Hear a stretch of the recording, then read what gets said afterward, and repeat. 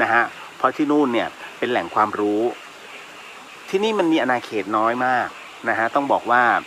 ตีไว้ประมาณสัก2 ไร่นะฮะ2 ไร่นิดๆแต่ในขณะเดียวกันเนี่ยท่านพยายามทำพื้นที่2 ไร่นิดๆเนี่ยให้เกิดประโยชน์มากที่สุดนะครับโดยเล็งเห็นในเรื่องของการศึกษาธรรมะเป็นสิ่งสำคัญดังนั้นเนี่ยไม่แปลกใจครับว่าทำไมท่านจึงเป็นพระนักเทศเรียกว่าเบอร์ต้นๆของประเทศไทยแล้วก็เป็นที่ยอมรับ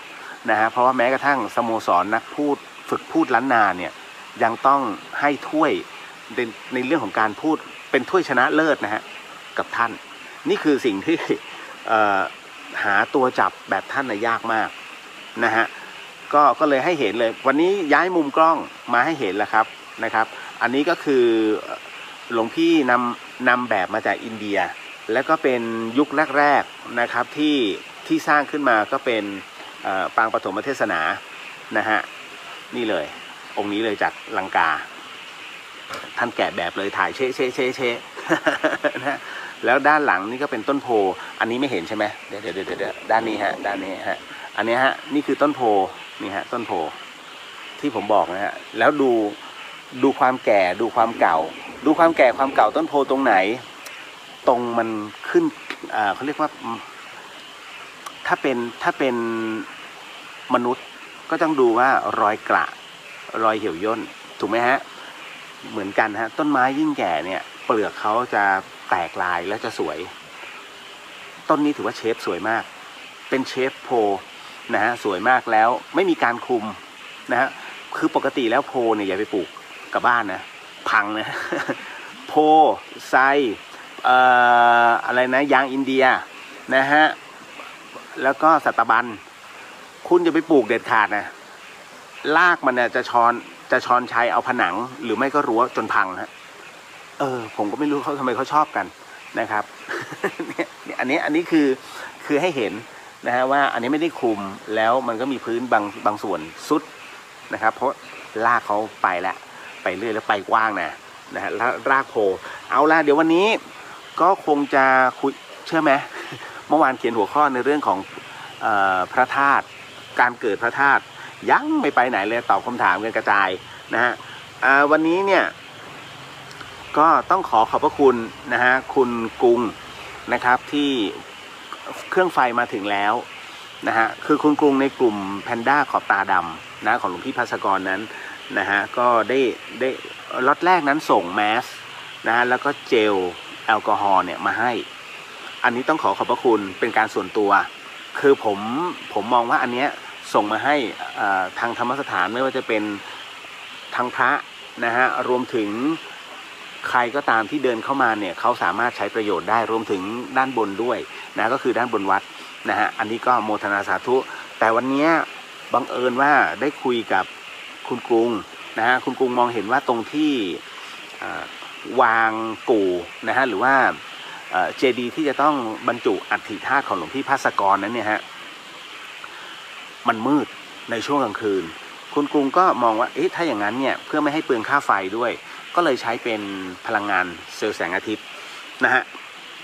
ก็เลยใช้เป็นโซล่าเซลล์ไปนะฮะเป็นระบบเป็นแผงนะครับซึ่งวันนี้ถึงแล้ว4 ดวงด้วยกันโมทนาสาธุจริงๆนะอันนี้ขอบคุณเลยโอ้ยได้สว่างกันทันทีที่นี่มืดนะฮะมันมีทางเข้า2 ทางตรงที่กู่หลวงพี่ทางหนึ่งกับทางที่พี่น้องประชาชนเวลาเขาจะเข้ามาที่ลานโพหรือว่ามาร่วมกิจกรรมในวันสำคัญเนี่ยเขาก็จะเข้าอีกทางหนึ่งก็มืดเหมือนกันก็เลยเดี๋ยวต้องให้ผมต้องนำตรงนี้นะฮะถวายพระท่านก่อนเพื่อเป็นสังฆทานการส่งของมาที่นี่จะไม่เหมือนใครนะฮะคุณผู้ฟังคุณผู้ชมนะฮะเหมือนกับที่อิ่มบุญอุ่นไก่น้องอ่ะเมื่อส่งของมาเสร็จปุ๊บเราจะถวายเป็นพระสังฆทานให้กับพระเพราะฉะนั้นเนี่ยทานจะเกิดขึ้นทันที2 ต่อถูกไหมฮะนั่นก็คือว่าจิตน้อมเป็นกุศล1 ต่อแล้วที่ได้บุญ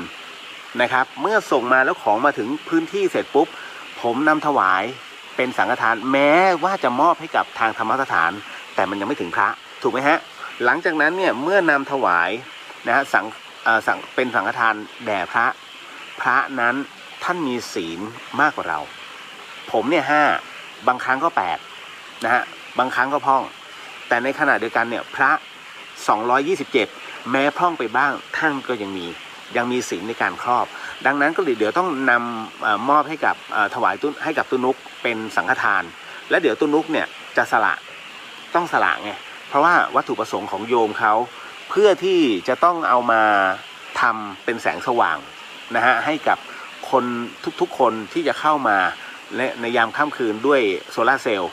นะตรงนี้ดังนั้นเมื่อท่านนุกเนี่ยสละเสร็จปุ๊บคราวนี้ก็จะสั่งในเรื่องของการทำการต่อเติมตามวัตถุประสงค์คือคุณกรุงก็บอกอย่างนี้ครับว่าส่งมาให้เนี่ยอันเนี้ยเอาไว้เพื่อเป็นแสงสว่างตรงนั้นแล้วหากว่าจะต้องมีการต่อเติมอย่างเช่นต่อเสาขึ้นไปแล้วมีการเดินสายขึ้นมาให้บอกนะฮะคุณกรุงก็จะร่วมถวายตรงนี้ด้วยโมทนาสาธุจริงๆฮะอันนี้เดี๋ยวผมต้องเรียนท่านผู้อำนวยการนะฮะของธรรมสถานนะครับก็คือตอนนี้พระอาจารย์วิศวัตรวรกิจโจซึ่งเป็นรักษาการเจ้าอาวาสวัดฝายหินนั้นนะฮะท่านเป็นผู้อำนวยการธรรมสถานคนใหม่นะครับก็จะเรียนให้ท่านทราบเนาะนะฮะว่าอันนี้คือวัตถุประสงค์ของญาติธรรมนะฮะฝ่ายของหลวงพี่ที่นำตรงนี้มานี่คือต่อที่2ฮะแล้วคราวนี้ไม่แน่ใจว่าหลวงพี่เคยพูดในเรื่องของเขาเรียกว่ากินหัวคิวบุญไหมฮะหัวคิวบุญเข้าใจใช่ไหมฮะพี่น้องชาวเชียงใหม่เนี่ยที่เขาชอบทำบุญเพราะว่ามันมีหัวคิวบุญหมายถึงว่าเมื่อไหร่ก็ตามที่มีคนสัญจรเข้ามาหรือว่าเดินเข้ามาเพื่อจะมาพูดคุยสนทนาธรรมหรือว่าจะเดินกลับไปเนี่ยมันมืดมันก็ต้องเจอเหตุการณ์ต่างๆเนี่ยซึ่งบางทีเขาก็ลื่นล้มแต่เมื่อมีพลังงานแสงอาทิตย์ตรงนี้ก็คือเป็นโซลาร์เซลล์ตรงนี้ขึ้นมามันมีแสงสว่างขึ้นมาเขาก็ปลอดภัยไปกลับทุกคนที่เดินเข้าออกนะฮะด้วยความปลอดภัยนั่นนะฮะเป็นเพราะพลังบุญของแสงสว่างอันนั้นเขาเรียกกินหัวคิวบุญนี่ฮะเพราะฉะนั้นเนี่ยพระพุทธศาสนาไม่ปฏิเสธเรื่องดอกเบี้ยนะฮะไม่เคยปฏิเสธเรื่องดอกเบี้ยเพราะฉะนั้นทั้งหมดทั้งมวลเนี่ยมันมีผลประโยชน์ในการทับซ้อนบุญก็เช่นกันเวลาเราทำเนี่ยเราต้องการให้เกิดประโยชน์มากที่สุดในพระพุทธศาสนาถูกต้องไหมครับดังนั้นเนี่ยในสิ่งที่ญาติธรรมทั้งหลายนำมาถวายให้กับวัดไม่ว่าจะเป็นวัดไหนก็แล้วแต่นะครับเพราะฉะนั้นเนี่ยเมื่อเกิดประโยชน์ขึ้นคุณได้หัวคิวบุญสังเกตไหมฮะว่าทำไมเจ้าสัวใหญ่ๆจึงมักจะเดี๋ยวผมขอเป็นเจ้าภาพใหญ่เลยนะในเรื่องของการสร้างหลังคาหรือถ้าจะต้องสร้างโบสถ์ทั้งหลังเดี๋ยวขอเป็นเจ้าภาพพร้อมพนักงานเขาจะรีบจองทันทีฮะนะฮะเพราะฉะนั้นก็คือในเรื่องของการปฏิสังขรณ์หรือว่าถาวรวัตถุในเรื่องของงานพระพุทธศาสนานะฮะอย่างสมมุตินะฮะแต่จริงมันก็มีเหตุปัจจัยอยู่วัดฝายหินเนี่ยฮะกุฏิพระชำรุดทรุดโทรมวัดฝายหินเป็นวัดเล็กๆแต่เป็นวัดเก่าแก่และโบราณมากนะฮะเรียกว่าเป็นวัดของสังฆราชารูปแรกของจังหวัดเชียงใหม่หรือว่าภาคเหนือก็ได้ฮะณตรงนี้นี่เองเนี่ยฮะกุฏิชำรุดทรุดโทรมนะฮะน้อยคนมากที่จะได้ขึ้นมาก็จะมีนานๆพี่ต่ายเพ็ญพักศิริกุลนะฮะก็จะขึ้นมาแล้วก็จะมาร่วมบุญสักนิดหนึ่งที่นี่เหล่าดาราเขาแอบมากันนะฮะ ก็ไม่รู้เหมือนกันรู้ได้ยังไงนะฮะเพราะว่าครูบาหลวงนั้นท่านจะเอกอุในเรื่องของการศึกษานะฮะแล้วก็เรื่องของสุขภาพนะฮะก็จะมากราบกันนะฮะคราวนี้พอถึงตรงนี้เสร็จปุ๊บเนี่ยด้วยโควิดเนาะแล้วกุฏิแต่ละหลังเนี่ยท่านก็ชำรุดทรุดโทรมอย่างกรณีแบบนี้ขอเป็นเจ้าภาพหลังคาซึ่งมันไม่เท่าไหร่หรอกคุณคือคำว่ากุฏิทรุดโทรมมันไม่ได้พังทั้งหลังถ้าพังทั้งหลังก็เป็นแสนแต่อันนี้หลังคารั่วอยู่นิดนึงโอ้ยเดี๋ยวถวายปิ้นโค้ดสัก1 กระป๋องจบแล้ว พระก็อยู่อย่างเป็นสุขท่านก็นั่งกรรมฐานข้างในอย่างกุฏิกรรมฐานเป็นต้นคืออะไรอย่างเงี้ยเป็นต้นเพราะฉะนั้นเนี่ยถึงได้บอกว่าไม่จำเป็นต้องที่วัดฝายหินนะฮะวัดใกล้บ้านท่านก็ได้คืออย่าใกล้เกลือกินด่างลองสังเกตบ้างนะฮะว่าวัดใกล้บ้านของเรานั้นขาดตกบกพร่องตรงไหนนะฮะเพราะฉะนั้นคือธรรมสถานเอง ไม่เคยงกบุญนะฮะไม่เคยหวงไม่เคยบอกคุณต้องมาที่นี่คุณต้องมาที่วัดไฟหินอย่างเดียววัดไฟหินไม่เคยนะฮะคุณลองถามพี่น้องชาวเชียงใหม่ก็ได้นะฮะพอได้ยินตรงนี้เสียงจาก FM 104.50 เมกะเฮิรตซ์เนี่ยวัดไฟหินเนี่ยจะบอกเสมอว่าเวลามีงานสำคัญคุณไม่จำเป็นต้องมาที่วัดไฟหินหรือว่าธรรมสถานมหาวิทยาลัยเชียงใหม่พระอาจารย์จะบอกเสมอว่าให้บอกไปเลยว่าให้โยมเนี่ยไปที่วัดใกล้บ้านนะฮะเราแม้ไม่ใช่วัดดังนะฮะแต่ทุกวัดเนี่ยมีคุณค่าเท่ากันพระอาจารย์จะใช้คำนี้นะอันนี้ก็คือพระครูสมุทรวิศวัตรวรกิจโจท่านให้ความสำคัญทุกวัดในจังหวัดเชียงใหม่เพราะฉะนั้นโยมไม่ต้องลำบากมาไปนะวัดใกล้ๆบ้านก่อนนะฮะแต่คิดว่าถ้าวัดใกล้ๆบ้านท่านมีแล้วอยากจะมาตรงนี้ท่านก็ไม่ได้ว่าอะไรก็คือโมทนากันไปนะฮะอันนี้ก็พูดเปรยเอาไว้ว่าเนี่ยนี่คือพระพุทธศาสนาไม่ปฏิเสธในเรื่องของดอกเบี้ยและหัวคิวบุญนะฮะคำว่าดอกเบี้ยก็คืออะไรเมื่อทำอะไรไว้มันมีดอกเบี้ยใช้ไม่หมดชาตินี้มันต่อไปชาติหน้าได้ทุกอย่างมีเหตุและปัจจัยหมดนะครับเอาละวันนี้ผมคิดว่าน่าจะได้พูดในเรื่องของการเกิดพระบรมสารีริกธาตุแล้วก็การเกิดพระธาตุนะฮะก็คงจะจัดไปก่อนนะครับมาถึงนะตรงนี้ผมก็เลยถูกสิงฮะ นิดนึงโอ้โหโคตรน่ากลัวเลย นะฮะกล้องนี้ไม่เห็นใช่ไหมฮะนี่ฮะอันนี้คุณพี่ละอนะฮะคุณพี่ละอก็คืออีกหนึ่งทีมงานเดอะเฮียนซึ่งจัดกระตุ้นนุกแล้วก็เหมือนไม่สบายนะครับวันนี้ก็มาร่วมโผล่ให้เห็นนิดนึงว่าเตรียมสิงกู ไม่ใช่ขออภัยสาธุนะหน้าดำเลยครับผมนะฮะเพราะฉะนั้นเดี๋ยววันนี้ก็คงจะพูดคุยกันขออนุญาตทักทายก่อนนะก่อนที่ไปเข้าในเรื่องราวของคือวันนี้มีอินบ็อกซ์เข้ามาถามผมในเรื่องของจะไปกราบ1พระสุปฏิปันโน2ในเรื่องของการเกิดพระธาตุหรือว่าพระบรมสารีริกธาตุผมจะบอกว่าพระบรมสารีริกธาตุนั้นจะเกิดตามธรรมชาติมันก็ไม่ได้หรอกนะฮะมันต้องมีเหตุที่มาที่ไปแต่เดี๋ยวจะบอกว่าอะไรเป็นอะไรทั้งหมดในรายการนี้คุณผู้ฟังครับก็ขอให้ใช้หลักกาลามสูตรนะก็คือเมื่อคุณฟังแล้วจงพิจารณาตามอันไหนที่เป็นประโยชน์จงเก็บเอาไว้อันไหนที่มองแล้วมันดูแล้วเป็นเรื่องที่ไม่น่าจะเป็นไปได้คิดว่าถ้าเราเอาไปทำตามหรือว่าฟังแล้วก็ดูแล้วเฮ้ยมันแปลกๆไม่จำเป็นต้องเชื่อนะฮะเพราะฉะนั้นรายการนี้ชื่อเดอะเฮียนเราพูดถึงในเรื่องของบุญกรรมและวิญญาณเราไม่ได้บอกให้เชื่อศาสนาพุทธเป็นศาสนาที่ให้ทดลองฮะไม่ใช่ว่าจะต้องมาเชื่อทั้งหมดทั้งมวลนะครับเพียงแต่ณวันนี้ที่จะพูดถึงมันมีหลักฐานในการอ้างอิงอะไรมากมายเลยทีเดียวผม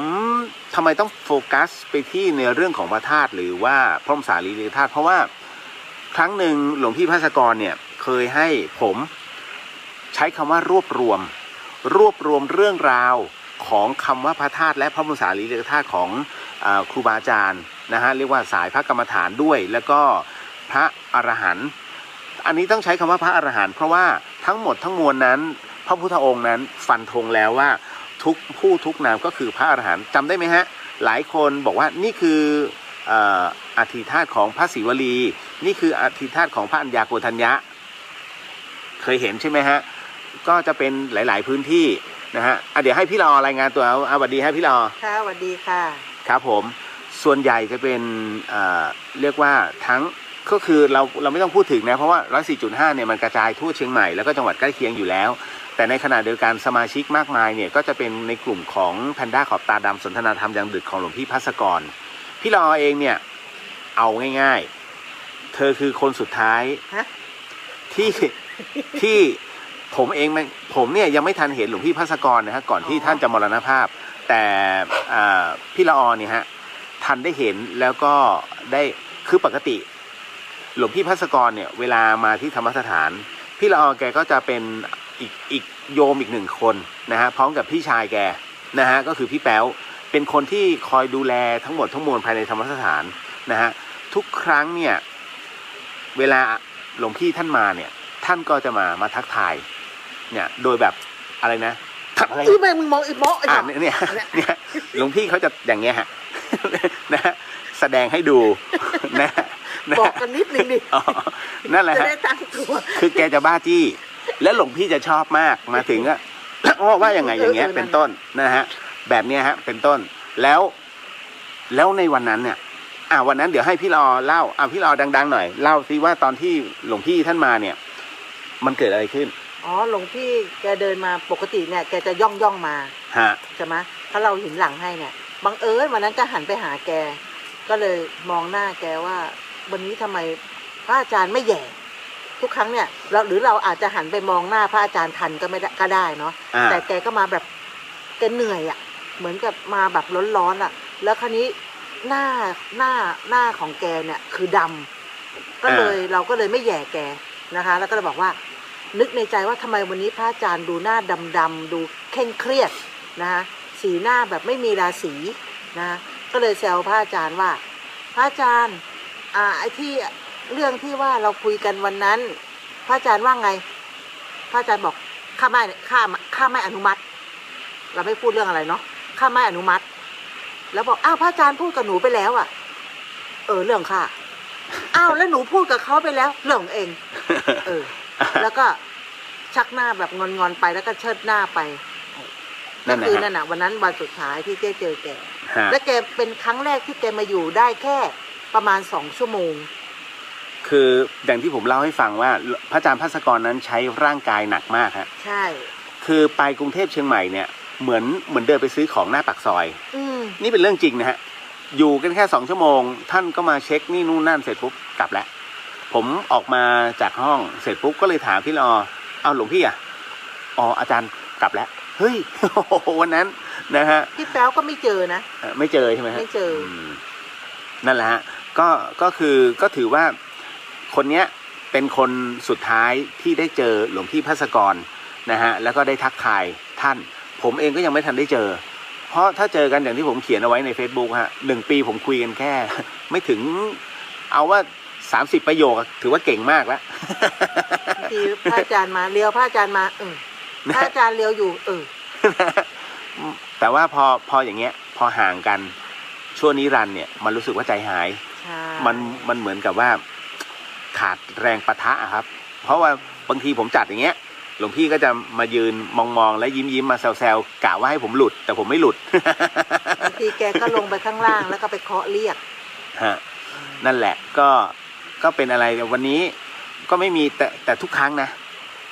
เวลาจะต้องเราอยู่ในห้องกันเนี่ยมันจะมีเสียงเคาะประตูป้องแล้วผมก็จะต้องเปิดออกมาไม่มีใคร เป็นอย่างนี้ตลอดฮะที่นี่นะฮะก็อีกหนึ่งเรื่องราวแล้วกันที่เล่าสู่กันฟังนะฮะเดี๋ยวมาโฟกัสที่ผมตรงๆนะฮะจะนั่งนี้เหรอไม่ไปอยู่แป๊บเดียวดูแวดล่าด้วยแบบโดนหอมแก้มถ้าไม่มีครับก็เดี๋ยวไปก่อนนะคะเพราะว่าจะไปกินยาครับผมโมทนาสาธุครับพี่เนี่ยฮะมาแจมแนะนำก่อนแล้วเดี๋ยวครั้งต่อไปพอไปเจอเนี่ยนะฮะจะได้รู้ว่าคนนี้พี่ละนะฮะขออนุญาตนะฮะนิดนึงทักทาย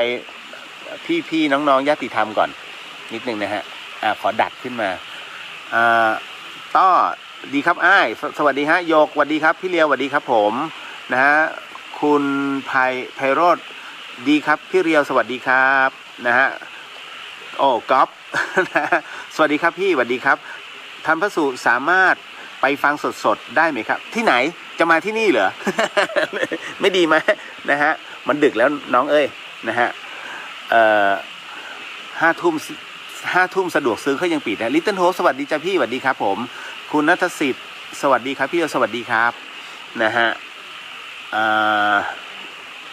คุณมิตรชัยสวัสดีครับพี่เรียวสวัสดีครับคุณพิมพ์สวัสดีดีเจเรียวและก็ทุกท่านค่ะโมทนาสาธุนะครับนะฮะอันนี้กุ๊กไก่สาธุสวัสดีดีเจเรียวรักษาสุขภาพดูแลตัวเองด้วยนะคะกุ๊กไก่ก็เช่นกันนะฮะอยู่กองละครนะฮะก็รักษาสุขภาพด้วยเพราะว่ากรุงเทพนะฮะตอนนี้หนักมากเชียงใหม่ตอนนี้ตกใจมากคลัสเตอร์ใหม่ก็คือว่าสำนักปฏิบัติธรรมแถวป่าแดด คุณพระช่วย สำนักมี30กว่าคนล่อไป27 เกือบหมดสำนักนะฮะอ๋อสวัสดีครับหมอมดฮะสวัสดีครับพี่มดนะฮะเดี๋ยวมีโอกาสจะไปทำไคโรแพคติกอันนี้ถ้าอยู่ในเฟซของผู้ที่ศิษย์รัตนสมบูรณ์อันนี้พี่เขาใช้คำว่านภาลัยบุญเกิดนะฮะพี่หมอมดเก่งมากผมเรียกว่าจอมยุทธหญิงในเรื่องของการทำไคโรแพคติกถ้าเราพอจะมีปัจจัยเวลาไปทำเนี่ยพี่มดจะคิดมูลค่าไม่มากฮะหลักร้อย200-300แถวๆนี้ผมจำราคาไม่ได้แต่ถ้าคนไม่มีจริงๆนะแล้วทุกจริงๆไปหาแกฟรีบางทีแกทำให้ปักผมมาเห็นกระตาชาวดอยแกรักษาให้อยู่ๆก็มายืนที่หน้าร้านหมอแล้วก็ให้20 บาทวางไว้พี่มดก็ทำไมพี่มดอ๋อก็รักษาเขาไม่มีพี่ก็รักษาให้อันนี้พอเขามีเขาเอามาหยอดให้20 บาท โอ้น่ารักมากนะฮะโมทนาสาธุจริงๆพี่อันนี้แบบพี่เขาเป็นคนที่คือทำกุศลเรื่อยๆเลยนะฮะอยู่แม่สวยฮะเชียงรายเบนสวัสดีครับโมทนาสาธุนะฮะคุณแอปเปิลสวัสดีค่ะคุณเรียวสวัสดีครับนะฮะนุชสวัสดีครับพี่เรียวสวัสดีค่ะนุชนะครับมาถึงคุณจินุชาสวัสดีค่ะไหนคุณเรียวบอกวันนี้จะพักดีจังค่ะมาไลฟ์ได้ก็ตอนแรกว่าจะพักครับพอดีเนี่ยเมื่อกี้เขาป่วยจริงๆฮะเพราะว่าไปเจาะเลือดมาถ้าให้มานั่งตรงนี้กับหลวงพี่นุ๊กเกรงว่าจะไม่ไหวผมก็เลยบอกไม่เป็นไรงั้นเดี๋ยวผมเหมาเองสัปดาห์นี้แล้วก็ผมจะไปที่สำนักชัยปราการนะฮะก็เวียงอะไรนะสำนักปฏิบัติธรรมเวียงชัยเวียงวะ งงแล้วชัยเวียงใต้ของอาจารย์ทรงพลอันนั้นจะไปช่วยท่านต่อโรงครัวก็จะไปกันวันอาทิตย์แล้วก็วันจันทร์เริ่มทำเสร็จวันอังคารคืนวันจันทร์เนี่ยน่าจะไลฟ์สดจากที่นู่นนะฮะจากชัยปราการอำเภอชัยปราการคุณกิตจุนขออนุโมทนาสาธุสุดหัวใจกับคุณกรุงด้วยกรุงลิด้วยนะคะโมทนาบุญด้วยนะครับพี่สนอสวัสดีคุณเรียววันนี้โอนปัจจัยเข้าบัญชีท่านนุกแล้วค่ะร่วมบุญครบรอบ50 วันของพระอาจารย์ภัสกรร่วมบุญสร้างกู่แล้วก็ค่าน้ำค่าไฟธรรมสถานโมทนาสาธุฮะพี่สนอฮะของฟรีไม่มีในโลกผมบอกเลยเพราะท่านนุกเนี่ยพลังเยอะเดี๋ยววันอาทิตย์เนี่ยอาทิตย์นี้อาจจะไม่ได้ทำพระสังฆทานทิพย์นะฮะแต่ว่าท่านอาจจะทำนอกรอบเดี๋ยวให้ท่านโมทนาให้กับทุกๆคนเลยแล้วกันนะฮะก็ณตรงนี้อันนี้บอกไว้ก่อนนะเอ็กเมนมันเยอะ แถวนี้เอ็กเมนมันเยอะ อันนี้เอ็กเมนของจริงไม่ใช่เอ็กเมนมโนนะ นะเพียงแต่เราไม่พูดกันนะฮะอ๋อพี่มดสโหนบานเช้ารบกวนขอเบอร์บัญชีดิฉันด้วยค่ะเดี๋ยวสิอ๋อเดี๋ยวผมส่งให้ในเฟซก็ได้เป็นบัญชีของหลวงพี่นุ๊กครับพี่มดนะฮะคุณจีนชอบแล้วสาธุกับคุณเรียวผู้เป็นสะพานบุญนะคะโมทนาสาธุฮะคุณอนุชิตนะฮะสวัสดีครับพี่เรียวสวัสดีครับผมนะฮะมาถึง นะพี่มดบอกเอกเบี้ยบุญกลัวคิวบุญสาธุค่ะนะฮะโอ้โหคือผมก็ยังนึกถึงฝีมือแกอยู่ทั้งคัพปิ้งเนี่ยนะตึ๊ดนะฮะบางคนเหมารถคือไปกันทั้งรถทัวร์แต่บอกแกล่วงหน้านะพี่มดจะเป็นศิลปินหน่อยฮะเปิดไม่เกินเที่ยงแล้วปิด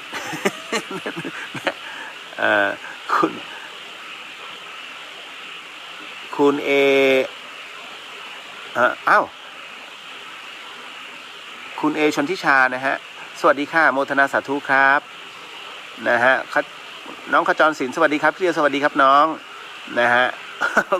อ๋อคุณสุรินทร์ฮะเมื่อกี้คนที่นั่งข้างๆผมหลอนมากใช่ไหมฮะตอนนี้ไปแล้วฮะต้องรบกวนสอบถามเป็นความรู้ครับพี่เรียวพูดว่าบุญมีดอกเบี้ยบาปก็เช่นกันใช่ไหมครับพี่โมทนาสาธุบุญครับใช่ครับทุกอย่างมีดอกเบี้ยหมดเลยนะฮะอย่างผมยกตัวอย่างเช่น นักการเมือง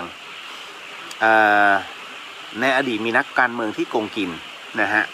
อันนี้เราคุยกันเล่นๆเนาะไม่จำเป็นต้องมาเชื่อผมนะฮะในอดีตนั้นมีนักการเมืองที่โกงกินบ้านเมืองไปแล้วเขาเสียชีวิตไปแล้วนานแล้วฮะเรื่องนี้นานแล้วปรากฏว่ายังคงเป็นสัมภเวสีตัวสูงนะฮะแถวบ้านเราเรียกคำเดียวสั้นๆ แต่ผมเรียก3 คำพอว่าสัมภเวสีแต่จริงๆไม่ใช่นะฮะด้วยการที่เป็นคนที่โกงกินประเทศชาติมันเป็นเงินแผ่นดินดังนั้นแม้จะโกงไปทุกอย่างย่อมมีดอกเบี้ยฮะเมื่อไม่ทันได้ตัวเองนั้นไม่ได้ทำความดีชดใช้เมื่อนั้นมันตามทันทีแรงนะฮะเงินแผ่นดินนี่แรงมากดังนั้นถามว่าแล้วปัจจุบันล่ะปัจจุบันเขายังมีอยู่ฮะยังวนเวียนอยู่นะฮะครูบาอาจารย์ก็คือถ้าเมื่อไหร่มีการทำบุญใหญ่1 ครั้งของวัดแถวนั้นเนี่ยเขาจะโมทนาให้เจ้าตัวเนี่ยฮะเพราะว่าเขาจะออกทุกๆเพน15 ค่ำเสมอสูงนะฮะประมาณนั้นเพราะว่าครูบาอาจารย์เขาบอกเนี่ยนี่คือดอกเบี้ยนะฮะแต่ดอกเบี้ยนั้นไม่ใช่จบแค่นี้เมื่อหมดเขาเรียกว่าพ้นตรงนี้เป็นพ้นตรงนี้ไปแล้วต่อไปนะฮะเกิดมาปุ๊บไอ้ตัวเนี้ยมันจะตามอีกรอบหนึ่งนะฮะตามทบไปอีกรอบหนึ่งนี่แหละฮะ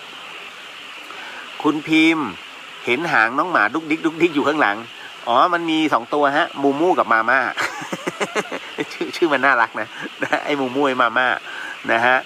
คุณกรกมลสวัสดีค่ะทั้ง2 ท่านไปแล้วฮะไม่งั้นอยู่ใกล้ๆมาสิงผม กัสสวัสดีครับพี่เดียวสวัสดีครับน้องชายคุณขวัญตาสวัสดีทุกคนนะฮะก็คุณจิตนุชาสวัสดีครับพี่รอหายไวๆนะคะไปแล้วฮะไปแล้วผมไล่ไปแล้ว คุณแดงใบเล่น้องแดงใบเล่สวัสดีครับพี่เรียวนะจ๊ะไม่ใช่เดียวฮะ แดงใบเล่นะฮะน่ารักมากครับผมคุณจิตนุชาบอกว่าสาธุกับหมอมดครับโมทนาบุญฮะคุณเทพฤทธิ์สวัสดีครับพี่เรียวผมพิวนักร้องนะครับพี่โอ้ยหายไปเลยนะพิวเป็นไงมั่งการงานตอนนี้พี่เรียวทำไมไม่ทำรายการใน YouTube แบบเปิดรับสปอนเซอร์ไปเลยครับพี่แฟนรายการเพียบแน่นอนครับพี่ทำไม่เป็น จะบอกอ๋อพี่เป็นคนไม่ชอบอันนั้นเขาเรียกพี่ตอแหล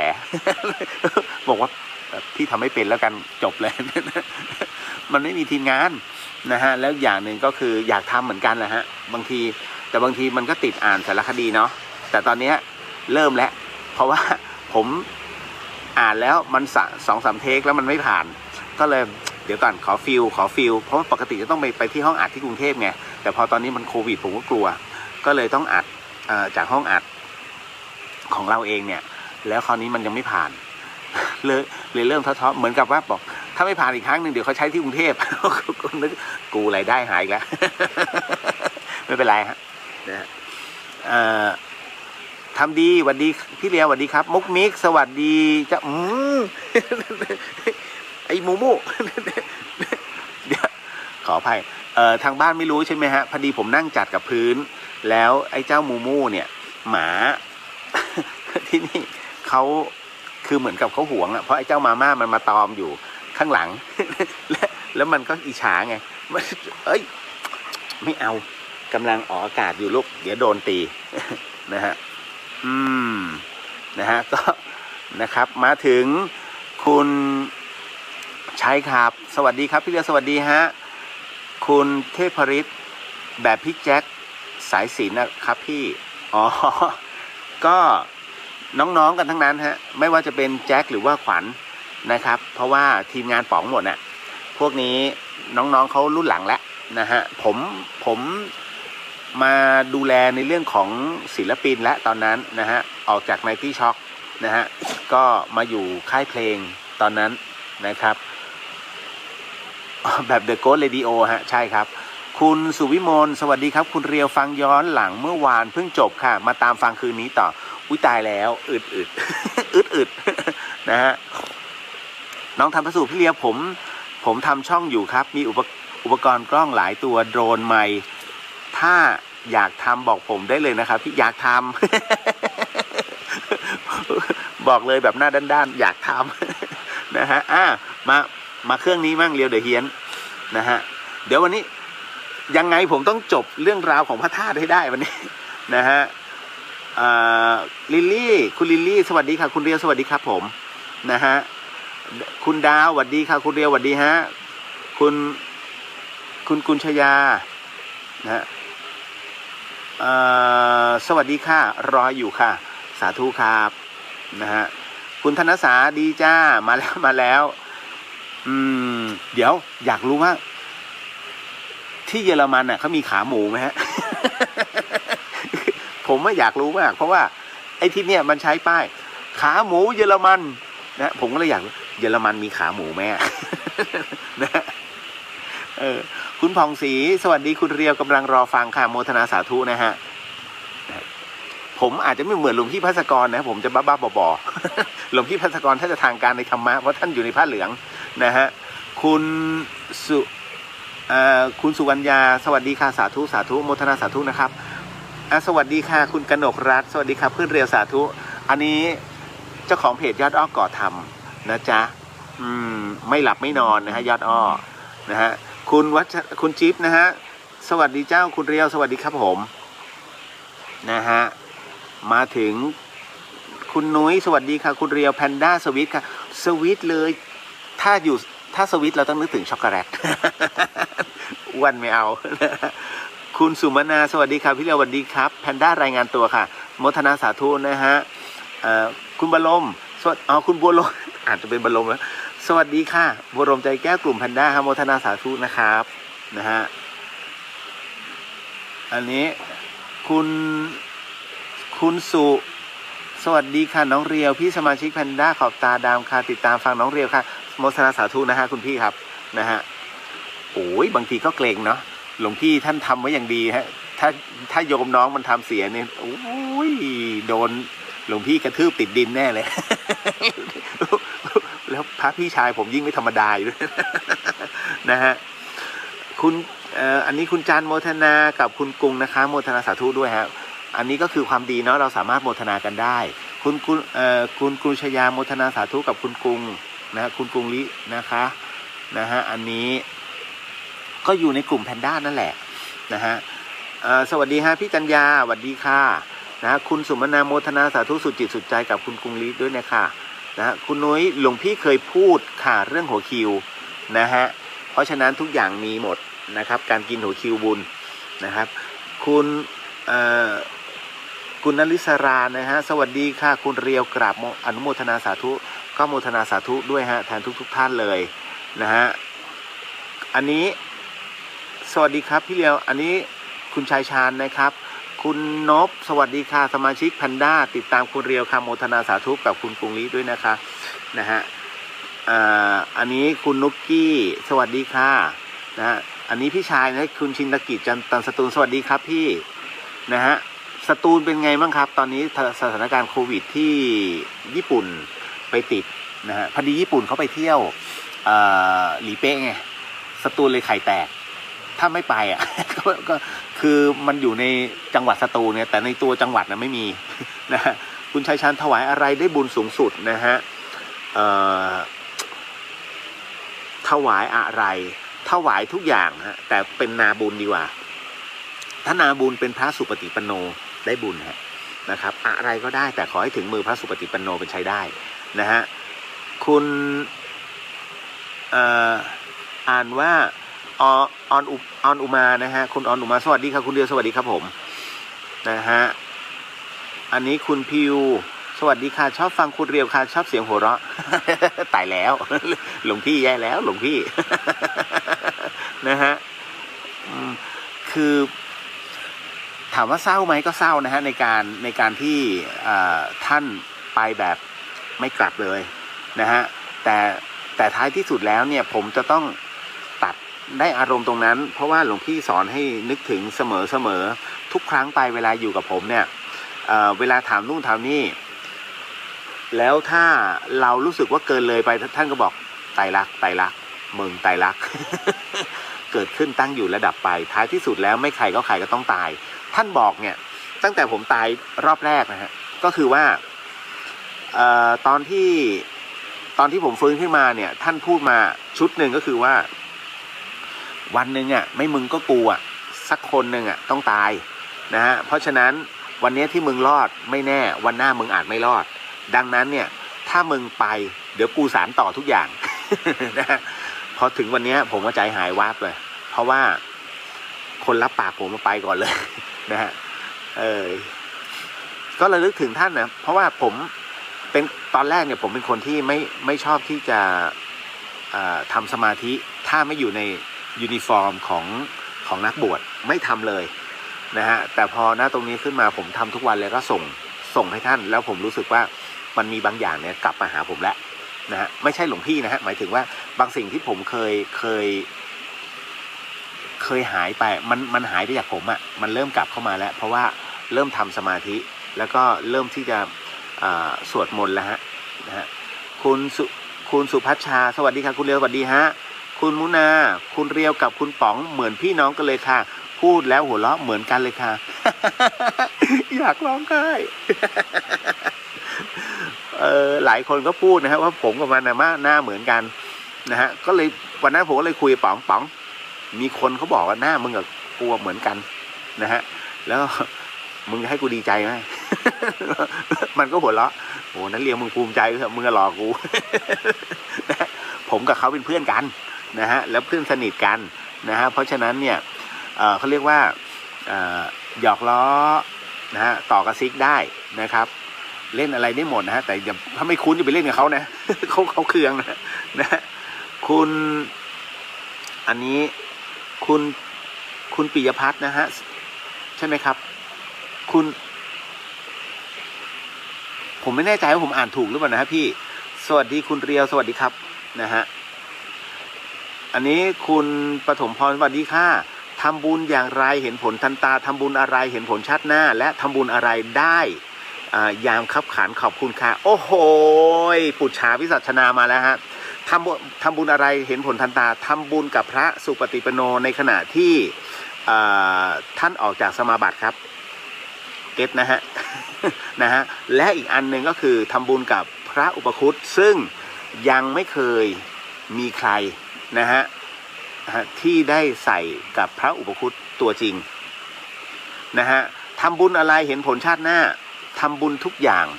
นะครับที่สามารถเป็นการโมทนาเขาเรียกว่าวันนี้ไม่แน่ใจว่าชีวิตเราที่มีอยู่เราใช้บุญเนี่ยของชาติที่แล้วอยู่หรือเปล่าหรือเรากำลังใช้บุญของชาตินี้ซึ่งเราทำครั้งที่ผ่านมาสมมุติว่าวันนี้ที่มีชีวิตอยู่เราทำเมื่อประมาณสัก30 ปีที่แล้วบุญตรงนั้นเกื้อหนุนให้เรายังมีชีวิตแบบนี้มีรายได้ที่ดีแบบนี้นะฮะมีเพื่อนมีสหมิตรทั้งหมดที่ดีแบบนี้ก็เพราะบุญเกื้อหนุนอันนี้ไม่แน่ใจว่าเป็นตรงนั้นหรือเปล่าในขณะเดียวกันเราทำบุญไปด้วยฮะเราทำบุญไปด้วยดังนั้นเนี่ยไอ้บุญตรงนี้มันเป็นบุญส่วนเกินบุญส่วนเกินคุณยังใช้ไม่ได้หรอกนะตรงนี้มันเป็นบุญที่อันที่หนึ่งเมื่อไหร่ก็ตามที่กำลังจะเกิดอุบัติเหตุมันจะมีเหตุบอกนิดนึงฮะว่าอย่าพึ่งนะฮะเขาเรียกว่าลางบอกเหตุบุญตัวนี้มันถูกชักมาทันทีทันใดก็คือให้แคล้วคลาดนั่นเองแถวบ้านเรียกว่ารางสังหรณ์นะฮะแล้วถ้าเราทำต่อไปเรื่อยๆทำต่อไปเรื่อยๆไม่ว่าจะเป็นบุญเล็กบุญใหญ่เขาเรียกหยอดทีละ5 บาท10 บาท5 บาท10 บาทเมื่อสมมุติว่าอายุไขเราหมดลงบุญตัวนี้นอกจากส่งผลในชาติภพก็คือปรภพแล้วยังส่งเสริมเราเนี่ยบุญมันต่อเนื่องไปถึงชาติหน้าด้วยฮะเพราะฉะนั้นไอ้บุญที่เราทำเกินเนี่ยมันจะไปสะสมในชาติหน้ามันก็ย้อนกลับมาวนกลับมาคือณตอนนี้ที่เรามีชีวิตอยู่นั่นคือบุญชาติที่แล้วหรือเปล่าวะนี่แหละฮะเพราะฉะนั้นอย่างที่ผมบอกไปว่าการทำบุญกับพระที่ออกจากนิโรธสมาบัตินั้นหายากครับหายากมากหลายคนคิดว่าการทำบุญกับพระออกนิโรธสมาบัตินั้นมันหาง่ายเหลือเกินคำว่านิโรธสมาบัติกับนิโรธกรรมหรือว่านิโรธกรรมไม่เหมือนกันนะฮะนิโรธกรรมหมายถึงว่าพระท่านเนี่ยมาพิจารณาในเรื่องของศีลไม่ใช่นิโรธสมาบัติฮะนิโรธสมาบัติจะรู้ได้เป็น เขาเรียกว่าเป็นปัจจตังนะฮะก็คือรู้ได้ด้วยตนเองการรู้ได้ด้วยตนเองนั้นก็คือเมื่อเขาเรียกว่าเมื่อสมาธิถึงพร้อมเมื่อฌานและญาณถึงพร้อมนะฮะครูบาอาจารย์เนี่ยรับรู้นะฮะในเรื่องของการสนทนาธรรมอย่างที่ผมเคยบอกว่าคนในระดับเดียวกันเมื่อสนทนากันปุ๊บเนี่ยเขาจะรู้แล้วว่าเธอกับฉันระดับเดียวกันในเรื่องของสกิลถูกไหมฮะสมมุติว่าคนนี้อยู่เพิ่งจะเป็นเด็กมหาลัยปี 1แต่ไปคุยกับระดับผู้จัดการในขณะที่อยู่นอกเครื่องแบบคุยกันไปคุยกันมาผู้จัดการทันรู้ทันทีว่าคำถามที่มันยิงมาเนี่ยมันเป็นสกิลของนักศึกษาในขณะเดียวกันผู้จัดการก็เลยต้องอ่อยนะฮะเขาเรียกว่าแกล้งโง่ยิงคำถามกลับมาในระดับนักศึกษาเช่นกันเพราะว่าเขาประสบการณ์นั้นผ่านมาแล้วเห็นไหมพอถึงตรงนี้คนที่มีภาวะสูงกว่าจะรู้ทันทีว่าคนนี้สกิลยังไม่ถึงแต่ในขณะเดียวกันพระผู้ปฏิบัติท่านจะรู้กันเองว่าวันนี้เธอยังเด็กอยู่อีก2 ปีผ่านมาสนทนาธรรมกันท่านจะรู้ทันทีว่าระดับของเธอนั้นไม่ใช่อยู่เมื่อ2 ปีที่แล้วระดับของเธอนั้นเริ่มเข้ามาอยู่ในระดับที่เรียกว่าเท่าเราแล้วหรือจะเลยเราแล้วดังนั้นเนี่ยเมื่อถึงการเขาเรียกว่าเมื่อความรู้อิ่มตัวลงท่านจะเก็บตัวฮะไปเข้านิโรธสมาบัติการเข้านิโรธสมาบัติไม่บอกใครเด็ดขาดฮะเพราะว่าการบอกนั้นหมายถึงว่าการเป็นคือการทำลายตัวเองมันไม่สามารถบรรลุได้ถ้าบอกนะฮะเพราะว่าอะไรมันคือเป็นการประกาศหรือว่าอวดเราจะเข้านิโรธสมาบัติแล้วนะไม่ได้ฮะนะครับเพราะฉะนั้นการเข้านิโรธสมาบัติจะรู้ได้เป็นปัจจตังรู้ได้ด้วยตัวเองท่านจะเก็บตัวอยู่ในถ้ำแล้วจากนั้นเมื่อถึงพร้อมสำเร็จเขาเรียกว่าบรรลุ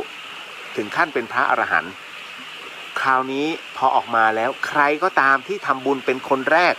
ตักบาตรเป็นคนแรกทำบุญเป็นคนแรกกับผู้ที่ออกจากนิโรธสมาบัติผู้นั้นรวยทันตาเห็นนะฮะเพราะฉะนั้นตรงนี้นี่เองจึงมีแต่คนใฝ่หาว่าพระรูปไหนที่เข้านิโรธสมาบัติแต่เราจะเห็นตามป้ายฮะว่านิโรธกรรมการเข้านิโรธกรรมหมายถึงว่าท่านน่ะมันมีบางอย่างที่ในขณะที่ใช้ชีวิตอยู่ตามปัจจุบันเนี่ยมันมีเหตุปัจจัยอย่างพูดจาเหมือนกับว่าผิดแผกไปจากศาสนานะฮะกิริยาท่าทางดันไปยืนกินบ้างนะฮะพระต้องนั่งฉันนะฮะหรือว่าเผลอไปตัดผ้าคล้องเขียวก็คือไปตัดหญ้าตัดนู่นตัดนี่นะฮะก็ไปนั่งเขาเรียกว่าอย่างบางรูปก็ไปนั่งสัก3 วัน3 คืนให้ดูดีๆหน่อยไปเข้านิโรธกรรมก็คือไปเขาเรียกชำระกรรมด้วยตนนั่นแหละฮะแล้วจากนั้นพอออกมาเสร็จปุ๊บโอ้ทุกคนก็จะรอใส่บาตรเป็นแถวนะฮะถามว่ารวยหรือจนเป็นบุญเท่ากันฮะไม่มีรวยไม่มีจนแต่เป็นบุญเพราะอะไรก็ว่าเพราะท่านออกจากนิโรธกรรมหมายถึงว่าศีลของท่านบริสุทธิ์แต่ไม่ใช่พระอรหันต์นะฮะท่านไม่ได้เข้านิโรธสมาบัตินะฮะดังนั้นเนี่ยเวลาออกมาจากนิโรธกรรมเนี่ยจะใส่แบบไหนก็คือได้บุญก็คือการใส่บาตรพระอันนี้โมทนาสาธุไปอันนี้อยากให้เข้าใจก่อนนะฮะหลายคนเข้าใจผิดอย่างรุนแรงมากจนที่เรียกว่ามาด่าทอกันก็มีไม่ใช่นิโรธกรรมมันคือการเข้านิโรธสมาบัติไม่แล้วมึงรวยไหมล่ะ นั่นแหละคำนี้อึ้งฮะนะฮะแค่นั้นเลยฮะเพราะฉะนั้นเรื่องราวตรงนี้มันถึงอีลักอีเหลือคลุมเครือจำได้ไหมฮะพระอาจารย์ภัสกรเคยเล่าเรื่องหนึ่งก็คือว่ามีพระอรหันต์รูปหนึ่งนั้นเข้านิโรธสมาบัติแล้วออกเมื่อสำเร็จเป็นพระอรหันต์นั้นออกมานะฮะจากนิโรธสมาบัตินะฮะก็เอาบาตรขึ้นมาบาตรคืออุปกรณ์หากินของพระที่พระพุทธเจ้านั้นให้มาเพื่อประกอบให้คนนั้นได้ใส่บาตรทำทานทำบุญกับพระท่านก็หวังว่านะเมื่อออกจากนิโรธสมาบัติแล้วจะไปโปรดญาติโยมใครก็ตามที่เป็นผู้โชคดีนะฮะเมื่อนั้นนะฮะได้ใส่บาตรท่านเนี่ยก็จะรวยทันตาเห็นปรากฏว่ามีเทวดาคู่หนึ่งนะฮะเทวดาชายหญิงอยู่ในวิมานอันเล็กน้อยเล็กมากๆนะฮะเพราะว่าในจตุมหาราชิกานั้นเขาใหญ่โตเลยแต่ว่าสององค์เนี้ยนะฮะเทวดา2 ตนเนี้ยอยู่ในแบบเรือนหลังเล็กๆอยากได้พลังบุญจากพระผู้ออกจากนิโรธสมาบัติซึ่งเป็นพระอรหันต์ก็เลยจำแรงแปลงกายฮะแต่ในขณะเดียวกันเทวดานั้นเขาเรียกว่ามีกลิ่นเท วดามีกลิ่นนะแต่เป็นกลิ่นหอมเขาเรียกกลิ่นทิพย์กลิ่นแห่งทิพย์นะฮะดังนั้นเนี่ยเทวดาทั้งสองคนเนี้ยนะทั้งสององค์เนี้ยนะก็เลยเขาเรียกว่าเอาตัวไปคลุกฝุ่นเอาตัวไปคลุกพื้นที่เนี่ยให้มันกลบกลิ่นทั้งหมดกลิ่นอันหอมเขาเรียกกลิ่นของสวรรค์นะฮะเสร็จปุ๊บรอใส่บาตรนะฮะหลังจากนั้นเนี่ยพระรูปนี้ผู้สำเร็จนะฮะออกจากนิโรธสมาบัติก็เดินออกมาไม่ทันพ้นถ้ำเท่าไหร่ก็เจอชาวบ้านคู่หนึ่งชาวบ้านคู่นี้ก็เลยตักบาตรใส่ลงไปพอใส่เสร็จปุ๊บท่านก็ดีใจนะว่าโอ้ยได้ชาวบ้านคู่นี้นะมีบุญแท้มารอใส่บาตรท่านก็ให้พรแต่ในขณะเดียวกันเสร็จปุ๊บท่านมาพิจารณาว่าเอ๊ะทำไมข้าวในบาตรของท่านข้าวนะฮะเม็ดข้าวจึงใหญ่สุกแล้วหอมทั้งที่ตรงนี้ไม่มีบ้านเลยนะฮะดังนั้นความเลยแตกเมื่อท่านนั้นทักออกมาว่าท่านเทวดาทำไมท่านจึงต้องจำแรงมาเป็นชาวบ้านแบบนี้นะฮะเทวดาจึงทั้งสองตนนั้นก็เลยต้องแปลงตัวกลับมาให้เห็นเป็นเทวดาแล้วก็บอกความจริงกับพระอรหันต์รูปนั้นบอกว่าข้าแต่พระคุณเจ้าก็เพราะว่าตอนที่ข้าพระเจ้านั้นอยู่ที่ชั้นจตุมหาราชิกานั้นข้าพเจ้านั้นอยู่ในเรือนหลังแคบเล็กนะฮะอยู่ไม่ค่อยสบายเล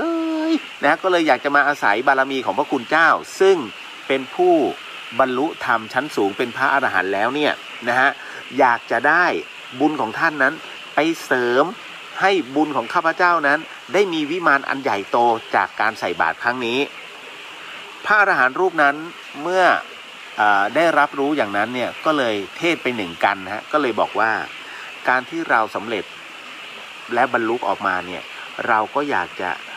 มอบบุญตรงนี้ให้กับผู้ที่ต้องบุญกับเรานะซึ่งเป็นชาวบ้านเป็นมนุษย์เพื่อให้เขาได้ต่อยอดนะตรงนั้นแต่ณวันนี้ท่านมาตัดหน้ากับชาวบ้านเป็นที่เรียบร้อยแล้วนะฮะดังนั้นเนี่ยเมื่อสมประโยชน์ของท่านแล้วเราก็โมทนาคือในขณะที่ท่านระลึกไปเนี่ยท่านก็รู้ว่านี่คือโชคชะตาของท่านที่จะต้องมาโมทนากับเทวดาทั้งสองตนเทวดาทั้งสองตนนั้นก็อำลาท่านขึ้นสวรรค์ได้วิมานหลังใหญ่เลย นะท่านก็เดินเผยแผ่ธรรมะเหมือนเดิมนะพระรูปนั้นนี่คือเหตุปัจจัยฮะว่าทำไมเทวดาจึงได้วิมานหลังใหญ่ในฉับพลันนะครับในขณะเดียวกันในเรื่องราวของพระอุปคุตนะฮะเรื่องราวของพระอุปคุตนั้นทางฝ่ายเหนือและอีสานนั้นมีความเชื่ออย่างหนึ่งในเรื่องของวันเพ็ญพุธนะฮะวันเพ็ญพุธนั้นคืออะไรวันเพ็ญพุธหมายถึงว่าขึ้น15ค่ำของวันอังคารฮะอ้าวแต่ทำไมเรียกวันพุธวะ อย่างนี้ฮะมันเป็นช่วง1ราตรีแรกนะฮะเป็นช่วง1วินาทีของราตรีแรกนะครับหรือว่า 00.00 น.ระหว่างวันอังคารและวันพุธนะฮะของขึ้นของขึ้น14ย่าง15ค่ำเขาเรียกวันเพ็ญพุธนะฮะวันเพ็ญพุธนั้นนะฮะมีเรื่องราวเรื่องเล่านะตรงนี้จะจบไหมเนี่ยวันนี้เรื่องของพระธาตุ 1คำถามยาวเลยฮะนะฮะไม่เป็นไรก็ผมตอบแทนหลวงพี่นะฮะพระอาจารย์ภัสกรในเรื่องราวของวันเพ็ญพุธนะครับหรือว่าเมืองเหนือเรียกว่าวันเพ็ญพุธนะครับอันเนี้ยต้องบอกก่อนว่า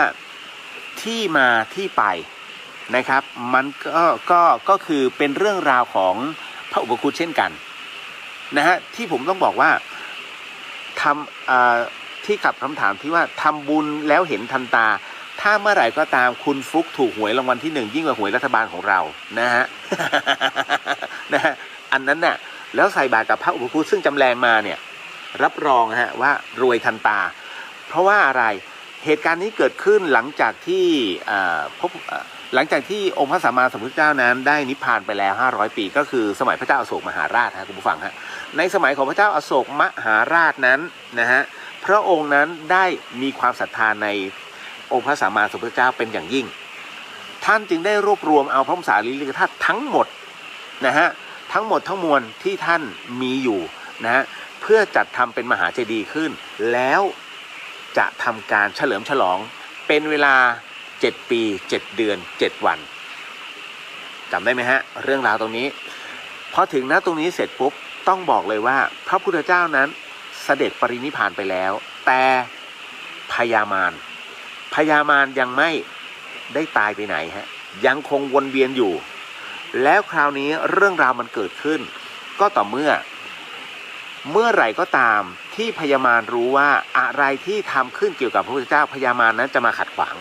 แน่นอนที่สุดฮะเรื่องนี้จึงอยู่ในคณะสงฆ์ซึ่งเป็นพระอรหันต์ทั้งสิ้นในสมัยของพระเจ้าอโศกเราพระอรหันต์นั้นได้เข้ามาประชุมกันนะบอกว่าเราจะทำอย่างไรดีนะฮะเราจะทำอย่างไรดีที่จะต้องไม่ให้พญามารนั้นมารบกวนหากจะต้องมีการเฉลิมฉลองเป็นเวลา7 ปี 7 เดือน 7 วันซึ่งเป็นพระบรมอัฐิหรือว่าเป็นพระบรมสารีริกธาตุขององค์พระสัมมาสัมพุทธเจ้าหรือกระดูกของพระพุทธเจ้านั่นเองนะฮะจะทำอย่างไรที่ไม่ให้พญามารนั้นมารบกวน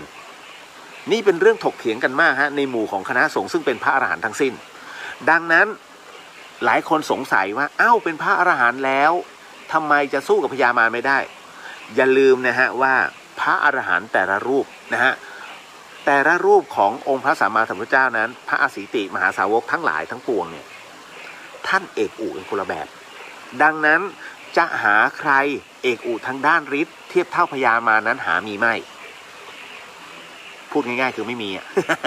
หามีไม่นะฮะหลังจากนั้นฮะคุณผู้ฟังเรื่องราวตรงนี้มันเป็นที่ถกเถียงกันนะฮะว่าแล้วใครล่ะใครจะมาช่วยได้โอ้ยถ้าจัดยิ่งใหญ่นี่พญามารมันมาก่อกวนนี่ตายเลยเนี่ยนะฮะพระพุทธเจ้าของเราถ้าจะแย่กระดูกของท่านปรากฏว่ามีพระสงฆ์รูปหนึ่งพูดขึ้นมาว่าพระอุปคุตไงอย่าลืมสินะฮะเรียนกับคณะสงฆ์ซึ่งเป็นอรหันต์บอกว่าพระรูปหนึ่งก็เรียนกับหัวหน้าคณะสงฆ์นะตรงนั้นบอกว่าท่านอย่าลืมว่าเรายังมีพระอุปคุตพระอุปคุตนั้นเป็นพระผู้รักสันโดษนะคุณผู้ฟังนะฮะพระอุปคุตนั้นเป็นพระผู้รักสันโดษแล้วบำเพ็ญนะฮะบำเพ็ญศีลอยู่ใจกลางสะดือทะเลนะฮะโดยที่พระอุปคุตนั้นนั่งบำเพ็ญอยู่เลยใต้ทะเลนะณปัจจุบันก็ยังมีความเชื่ออยู่เช่นนั้นว่าพระอุปคุตนั้นยังไม่ละสังขารนะฮะเพราะฉะนั้นทั้งหมดทั้งมวลเนี่ยฮะถึงได้บอกว่าพระอุปคุตก็คือพระบัวเข็มนะฮะพระบัวเข็มถ้ามีพระบัวเข็มไว้ในบ้านไม่มีทางที่จะเกิดไฟไหม้ฮะอันนี้คือความเชื่อนะฮะต้องบอกก่อนว่าใครมีพระบัวเข็มก็คือเหมือนมีพระอุปคุตตอนที่เหมือนกับเป็นปางที่บำเพ็ญอยู่ในสะดือทะเลนะครับดังนั้นไฟไหม้จะไม่เกิดขึ้นนะกลับมาแล้วตรงนี้หลังจากที่ประชุมสงฆ์นั้นได้นำเสนอพระอุปคุตซึ่งเป็นพระผู้ที่มีอภิญญาและก็มีฤทธิ์นะฮะเรียกว่ามีฤทธิ์มากแล้วบำเพ็ญอยู่ใจกลางสะดือทะเลก็เรียกทุกคนพนึกถึงพระอุปคุตก็เฮ้ยจริงว่ะมีพระอุปคุตอีกนี่เอ้าน้องเนนไปบางตำรานะฮะก็บอกว่าใช้ให้เนนอายุ7 ขวบซึ่งบรรลุเป็นพระอรหันต์แล้วนะฮะบางตำราก็บอกว่าใช้พระภิกษุซึ่งเป็นพระอรหันต์แล้วทั้งสิ้นนั้นไปตามพระอุปคุตเพื่อมานิมนต์มาแต่คราวนี้พระอุปคุตเป็นพระอินดี้พระอุปคุตนั้นเป็นพระอินดี้คือถ้าไปนิมนต์เฉยๆคงไม่มาแน่ๆต้องหาเรื่องหาเรื่องแบบไหนนั่นก็คือว่าหนึ่งในคณะสงฆ์ซึ่งเป็นพระอรหันต์นั้นก็นำเสนอ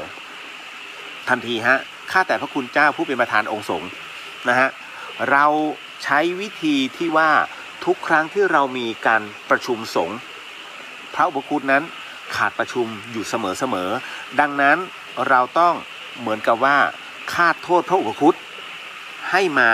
ณบริเวณที่ประชุมแห่งนี้ณตรงนี้เองเมื่อมีข้ออ้างนะฮะเมื่อพระสงฆ์ซึ่งเป็นพระอรหันต์นั้นมีข้ออ้างเต็มที่แล้ว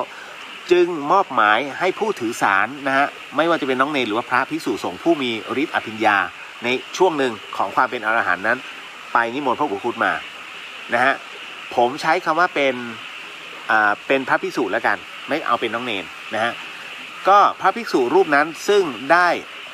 รับคำสั่งให้ไปนิมนต์พระอุปคุตมาก็เลยเนรมิตตัวเองมาตรงถึงสะดือทะเลแต่คราวนี้นี่คือมหาสมุทรฮะจะลงไปหาพระอุปคุตนั้นยากมากจึงต้องใช้ความเป็นอภิญญาของตัวเองนั้นเขาเรียกว่าแหวกฮะทำให้ทะเลนั้นแหวกลงหรือว่าระเบิดให้เป็นทางลงนะทะเลก็จะแหวกลงฟืดแยกฮะแล้วเดินลงไปหาพระอุปคุตครั้งแรกก็ไปถึงปุ๊บพระอุปคุตกำลังนั่งสมาธิอยู่นะครับพระรูปนี้ผู้ได้รับสารจากคณะสงฆ์ก็เลยเรียนพระอุปคุตว่าองค์พระอุปคุตที่เคารพบัดนี้คณะสงฆ์นั้นได้มีคำสั่งให้ท่านนั้นได้เข้าไปยังที่ประชุมสงฆ์เพื่อรับในเรื่องข้อกล่าวหาที่ท่านหนีประชุมสงฆ์ นะพระอุปคุตก็เลยบอกว่าเรารู้แล้วนะฮะดังนั้นให้ท่านกลับไปก่อนแล้วเดี๋ยวเราจะตามไปนะฮะเมื่อพระอุปคุตนั้นได้รับทราบสารที่พระอรหันต์รูปนี้นำมาให้แล้วเนี่ยนะพระอรหันต์รูปนี้ก็เลยเดินทางกลับด้วยความมีอภิญญาท่านก็แวบเดียวฮะไปถึงที่ประชุมแต่พอถึงที่ประชุมปรากฏว่าพระอุปคุตนั้นอยู่ในที่ประชุมเรียบร้อยแล้วฮะ ทำให้ตกใจมากเฮ้ยพระอุปคุตมาอยู่นี่ได้ไงทั้งที่ท่านเร็วแล้วนะพระอุปคุตเร็วกว่าความเขาเรียกว่ามันคนละชั้นกันไอ้หนู ประมาณนี้นะคือด้วยความที่ท่านเป็นพระทรงฤทธิ์อยู่แล้วนะฮะพระอุปคุตจึงไปที่ประชุมสงฆ์ที่ประชุมสงฆ์นั้นคาดโทษพระอุปคุตว่าโทษฐานที่พระอุปคุตนั้น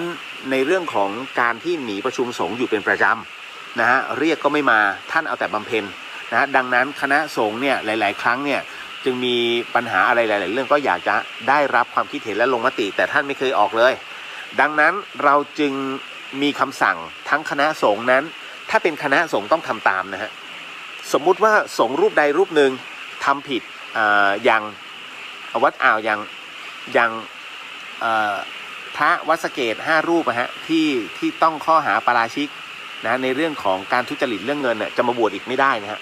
ได้แค่เนนเขาเรียกตาลยอดด้วนบวชไม่ได้แล้วก็ไม่สามารถบรรลุธรรมได้นะครับเขาเรียกตาลยอดด้วนอะไรประมาณนะฮะเพราะว่าถูกโจทย์เรียบร้อยแล้วนะฮะกรณีอย่างเงี้ยนะฮะคล้ายๆกันพระอุปคุตก็เลยต้องรับโทษฮะคณะสงฆ์ก็เลยบอกว่าทางพระเจ้าอโศกนั้นมีจะจัดในเรื่องของการเฉลิมฉลองพระมหาสารีริกธาตุเป็นระยะเวลา7 ปี 7 เดือน 7 วันอย่าให้พระอุปคุตนั้นคอยเฝ้านะฮะไม่ให้พญามารมาก่อกวนได้เด็ดขาดพระอุปคุตก็รับคำสั่งแบบนั้นความนี้ไปถึงพระเจ้าอโศกมหาราชพระเจ้าอโศกดีใจมากฮะคุณผู้ฟังพระเจ้าอโศกดีใจมากตรงที่ว่าเฮ้ยพระอุปคุตนั้นได้ยินชื่อท่านมานานแล้วทรงฤทธิ์มากก็เลยอยากจะเหมือนกับว่าอยากจะชมหน่อยพระอุปคุตหน้าตาเป็นไงวิ นะฮะเพราะฉะนั้นมหาดเล็กก็เลยทูลบอกว่าพรุ่งนี้เช้าพระอุปคุตจะบิณฑบาตเส้นทางนี้พระองค์นั้นสามารถมาชมนะฮะแล้วก็มาร่วมใส่บาตรพระอุปคุตได้ดังนั้นรุ่งเช้าวันรุ่งขึ้นฮะปรากฏว่าพระอุปคุตนั้นบิณฑบาตมานะฮะพระเจ้าอโศกนั้นมาดักรอตั้งแต่เช้ามืดอยากเห็นพระอุปคุตว่าหน้าตาท่านเป็นแบบไหนพอดีว่ามีสงฆ์รูปร่างเล็กๆผอมๆนะฮะขาวๆรูปหนึ่งเดินบิณฑบาตอยู่มหาดเล็กก็บอกนั่นไงครับพระองค์นั่นคือพระอุปคุตพระเจ้าอโศกเห็นตกใจฮะเฮ้ยนี่เหรอพระอุปคุตตัวเล็กจังแล้วอย่างนี้จะไปสู้พญามารได้ไงนะฮะโอ้ยเสียความรู้สึกท้ายครั้งนั้นพระเจ้าอโศกก็เลยคิดอุบายฮะสั่งให้ควานช้างไปปล่อยช้างตกมันที่กำลังตกมันอยู่นะฮะปล่อยออกมาแล้วให้วิ่งเข้าหาพระอุปคุตปรากฏว่าเมื่อควานช้างปล่อยช้างที่ตกมันนะฮะวิ่งเข้าใส่พระอุปคุตนะฮะพระอุปคุตนั้นเมื่อเห็นช้างตกมันมาเนี่ยท่านก็ยืนนิ่งๆแล้วแค่ยกมือฮะธรรมดาปุ๊บช้างวิ่งมาแล้วหยุดตรงหน้าพระอุปคุตแล้วหมอบกราบทันทีพระเจ้าโศกเห็นตะลึงฮะเฮ้ยโอ้นี่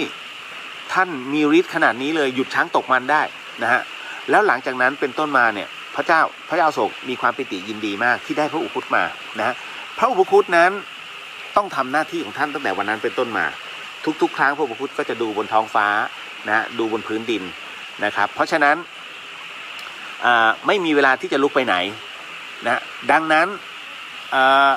เวลาจะต้องฉันภัตตาหารเนี่ยท่านก็จะมีคนมาถวายให้ท่านมาใส่ที่ในบาตรให้ท่านท่านก็จะกินไปด้วยดูไปด้วยกินไปด้วยดูไปด้วยไม่มีความสุขนะฮะจนกระทั่งวันหนึ่งฮะครูฟังปรากฏว่าในวันนั้นเองนะฮะที่ยอดมหาเจดีย์นั้นเกิดท้องฟ้าพิโรธท้องฟ้าเปลี่ยนสีนะฮะมวลอากาศนั้นเปลี่ยนสีทันทีท้องฟ้าเริ่มแดงกล่ำช่วงนั้นเป็นช่วงที่พระอุปคุตนั้นนะกำลังฉันอยู่นะฮะกำลังดูอยู่ว่าโอ้โหนะฮะคือมันใกล้คือมันประมาณเที่ยงอ่ะเกือบจะเที่ยงแล้วนะเพราะท่านฉันเพลอยู่ก็มองไปด้วยฉันไปด้วยจำได้ไหมฮะที่มองขึ้นไปบนฟ้าแล้วจกไปด้วยฉันไปด้วยเขาเรียกปางจกบาตรนั่นคือพระอุปคุตนะฮะเป็นช่วงนี้ใครที่ปั้นพระอุปคุตแล้วไม่ใช่แหงนหน้าอย่างนี้ผิดปางนะฮะต้องแหงนขึ้นนะฮะเพราะท่านมองดูพญามารปรากฏว่าในช่วงนั้นนั่นเองนะฮะพญามารมาเนี่ยเห็นมหาเจดีย์ซึ่งเป็นที่เก็บกระดูกพุทธเจ้าก็จะทำลายพญามารนั้นจึงสั่งให้มีไฟบาลัยกันเนี่ยเพื่อจะเผาผลาญเจดีย์พอพญามารนั้นแปลงร่างเสร็จปุ๊บนะฮะปรากฏร่างขึ้นมาแล้วทำให้มีไฟบาลัยกันเนี่ยกำลังพุ่งมาที่มหาเจดีย์นะฮะพระอุปคุตก็เลยแค่โบกมือฟึบปรากฏว่าการโบกมือของพระอุปคุตนั้นมันเป็นมหาพายุเป็นมหาพายุที่พัดเอาตัวไฟบาลัยกันนั้นดับวุบแล้วย้อนกลับไปยังพญามารเห็นตกใจเฮ้ยเกิดอะไรขึ้นนะฮะเอาใหม่นะฮะคราวนี้พญามารก็เลยเสกนะฮะเสกใหญ่เลยทุกอย่างนะฮะทั้งต่อทั้งแตนมาพุ่งออกมาให้หมดนะฮะพระอุปคุตก็เลยเหมือนเดิมท่านก็แค่โบกฟึบหายหมดอีกนะฮะตกใจพญามารเอ้ยใครกันวะก็มองไปโอ๊ยพระตัวเล็กๆมันเป็นใครนะฮะ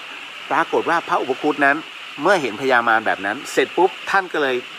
พุ่งปรากฏกายขึ้นไปเหนือพญามารหลังจากนั้นนะพระอุปคุตจึงเสกหัวหมาเน่านะฮะเอาหัวหมาเน่าขึ้นมาแล้วก็ทำการทำบ่วงไปคล้องคอฟึบพญามารนั้นพยายามจะแก้นะฮะเหม็นก็เหม็นนะฮะน่าเกลียดก็น่าเกลียดอับอายก็อับอายทำไงดีวะก็พยายามจะดิ้นนะฮะแก้ไม่ออกพอแก้ไม่ออกเสร็จปุ๊บเนี่ยต้องหายตัวไปก่อนเพราะกูอาย นะมีหัวหมาอยู่นะฮะพญามารก็เลยอายหายไปไหนพระอุปคุตนั้นกลับมาอยู่ที่เดิมก็นั่งเฝ้าเหมือนเดิมแต่พญามารนั้นไปหา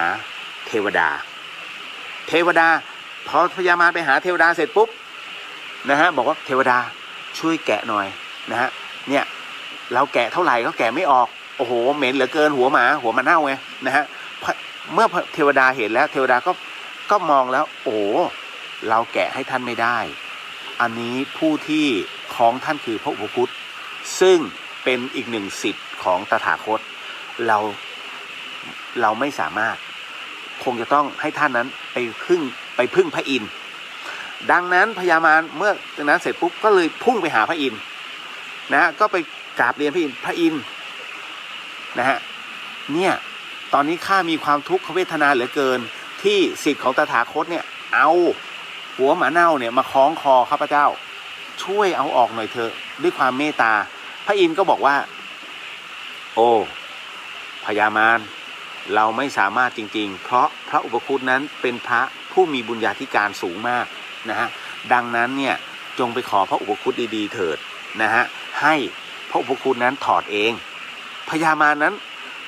ตกใจมากแม้กระทั่งพระอินทร์ผู้มีฤทธิ์นะฮะก็ไม่สามารถจะดึงออกได้เลยต้องออกมาหาวิธีเองงอนแล้วงอนอีกงอนแล้วงอนอีก นะใครก็ช่วยกูไม่ได้สุดท้ายแล้วจำยอมเพราะมันเหม็นมากนะฮะก็เลยจำแรงออกมาพระอุปคุตรู้แล้วว่าตอนนี้บัดนี้พญามารมาข้างบนพระอุปคุตก็เลยพุ่งขึ้นไปใหม่นะฮะด้วยความมีฤทธิ์นะฮะพญามารก็เลยโอดครวญทันทีนะฮะก็เลยบอกไปว่าท่านทั้งใจร้ายเหลือเกินพระอุปคุตเพราะว่าขนาดพระอาจารย์ของท่านก็คือองค์พระสัมมาสัมพุทธเจ้านั้นยังไม่กล้าที่จะทำกับเราขนาดนี้แล้วท่านเป็นเพียงแค่ศิษย์ของตถาคตทำไมท่านถึงกล้าที่จะทำกับเราแบบนี้พระอุปคุตก็บอกว่า ท่านพญามารเราสามารถช่วยท่านได้หากท่านรับปากเรานะฮะว่าท่านจะไม่ทำลายในงานพิธีสมโภชเกี่ยวกับการเฉลิมฉลองขององค์พระสัมมาสัมพุทธเจ้าซึ่งเป็นตถาคตของเรานะฮะพญามารก็บอกว่าไม่มีปัญหาถ้าอย่างนั้นถ้าเจ้าเอาออกได้นะฮะถ้าเจ้าเอาออกให้เรายินดีเราจะไม่มารบกวนตรงนั้นพระบุคุตเห็นเช่นนั้นเป็นต่อนะฮะพระบุคุตท่านเป็นต่อท่านก็เลยบอกว่าอีกหนึ่งเรื่องที่เราอยากจะขอท่านอันเนื่องมาจากว่าเรานั้นไม่เคยเห็นพระอาจารย์ก็คือตถาคตองค์พระสัมมาสัมพุทธเจ้าเมื่อเราช่วยท่านแล้วเราขอร้องท่านได้ไหมนะฮะพญามารเราอยากให้ท่านนั้นได้จำแรงเป็นพระพุทธเจ้าสักครั้งหนึ่งเพื่อให้เรานั้นได้ยนต์โฉมอาจารย์ของเราพญามารได้ฟังเช่นนั้นฮะพญามารก็ตกลงโอเคซิกาเลตพญามารบอกว่าได้ถ้าเจ้าเอาออกให้แต่เราขอหนึ่งครั้งขอหนึ่งอย่างพระอุปคุตบอกขออะไรว่ามาเมื่อเราจำแรงเป็นตถาคตแล้วเราขอว่าท่านอย่ากราบเราเป็นอันใช้ได้พระอุปคุตก็รับปากฮะดังนั้นพระอุปคุตก็เลยนะฮะถอนหัวหมาเน่าออกจากคอของพญามารก็รักษาสัญญาฮะพอถอนเสร็จปุ๊บปรากฏว่าณตรงนั้นบนพื้นแผ่นดินนะฮะทั่วพื้นพระสุธาคือท้องฟ้าเหล่าทวยเทพเทวดานั้นเป็นพยานตรงธรณีบนผืนดิน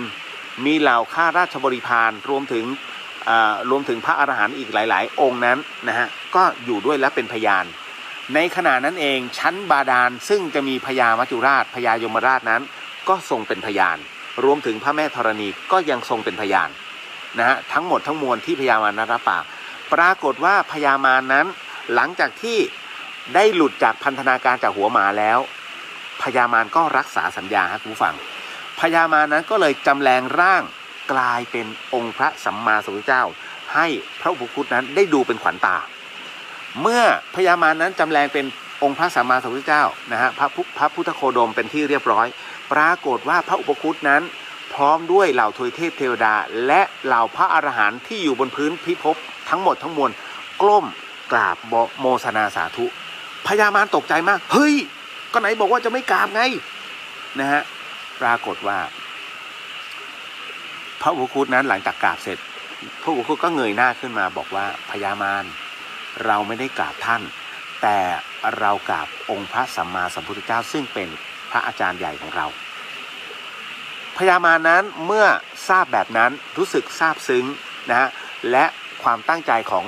ทุกคนนะที่อยู่ในบริเวณนั้นพญามารก็เลยจำแรงร่างกลับนะเป็นพญามารแล้วหนีไปนะฮะก็หายไปในกลางอากาศจนกระทั่งงานสมโภชนั้นสำเร็จเสร็จสิ้นอย่างราบรื่น7 ปี7 เดือน 7 วันฮะหลังจากนั้นพระอุปคุตก็เลยขอ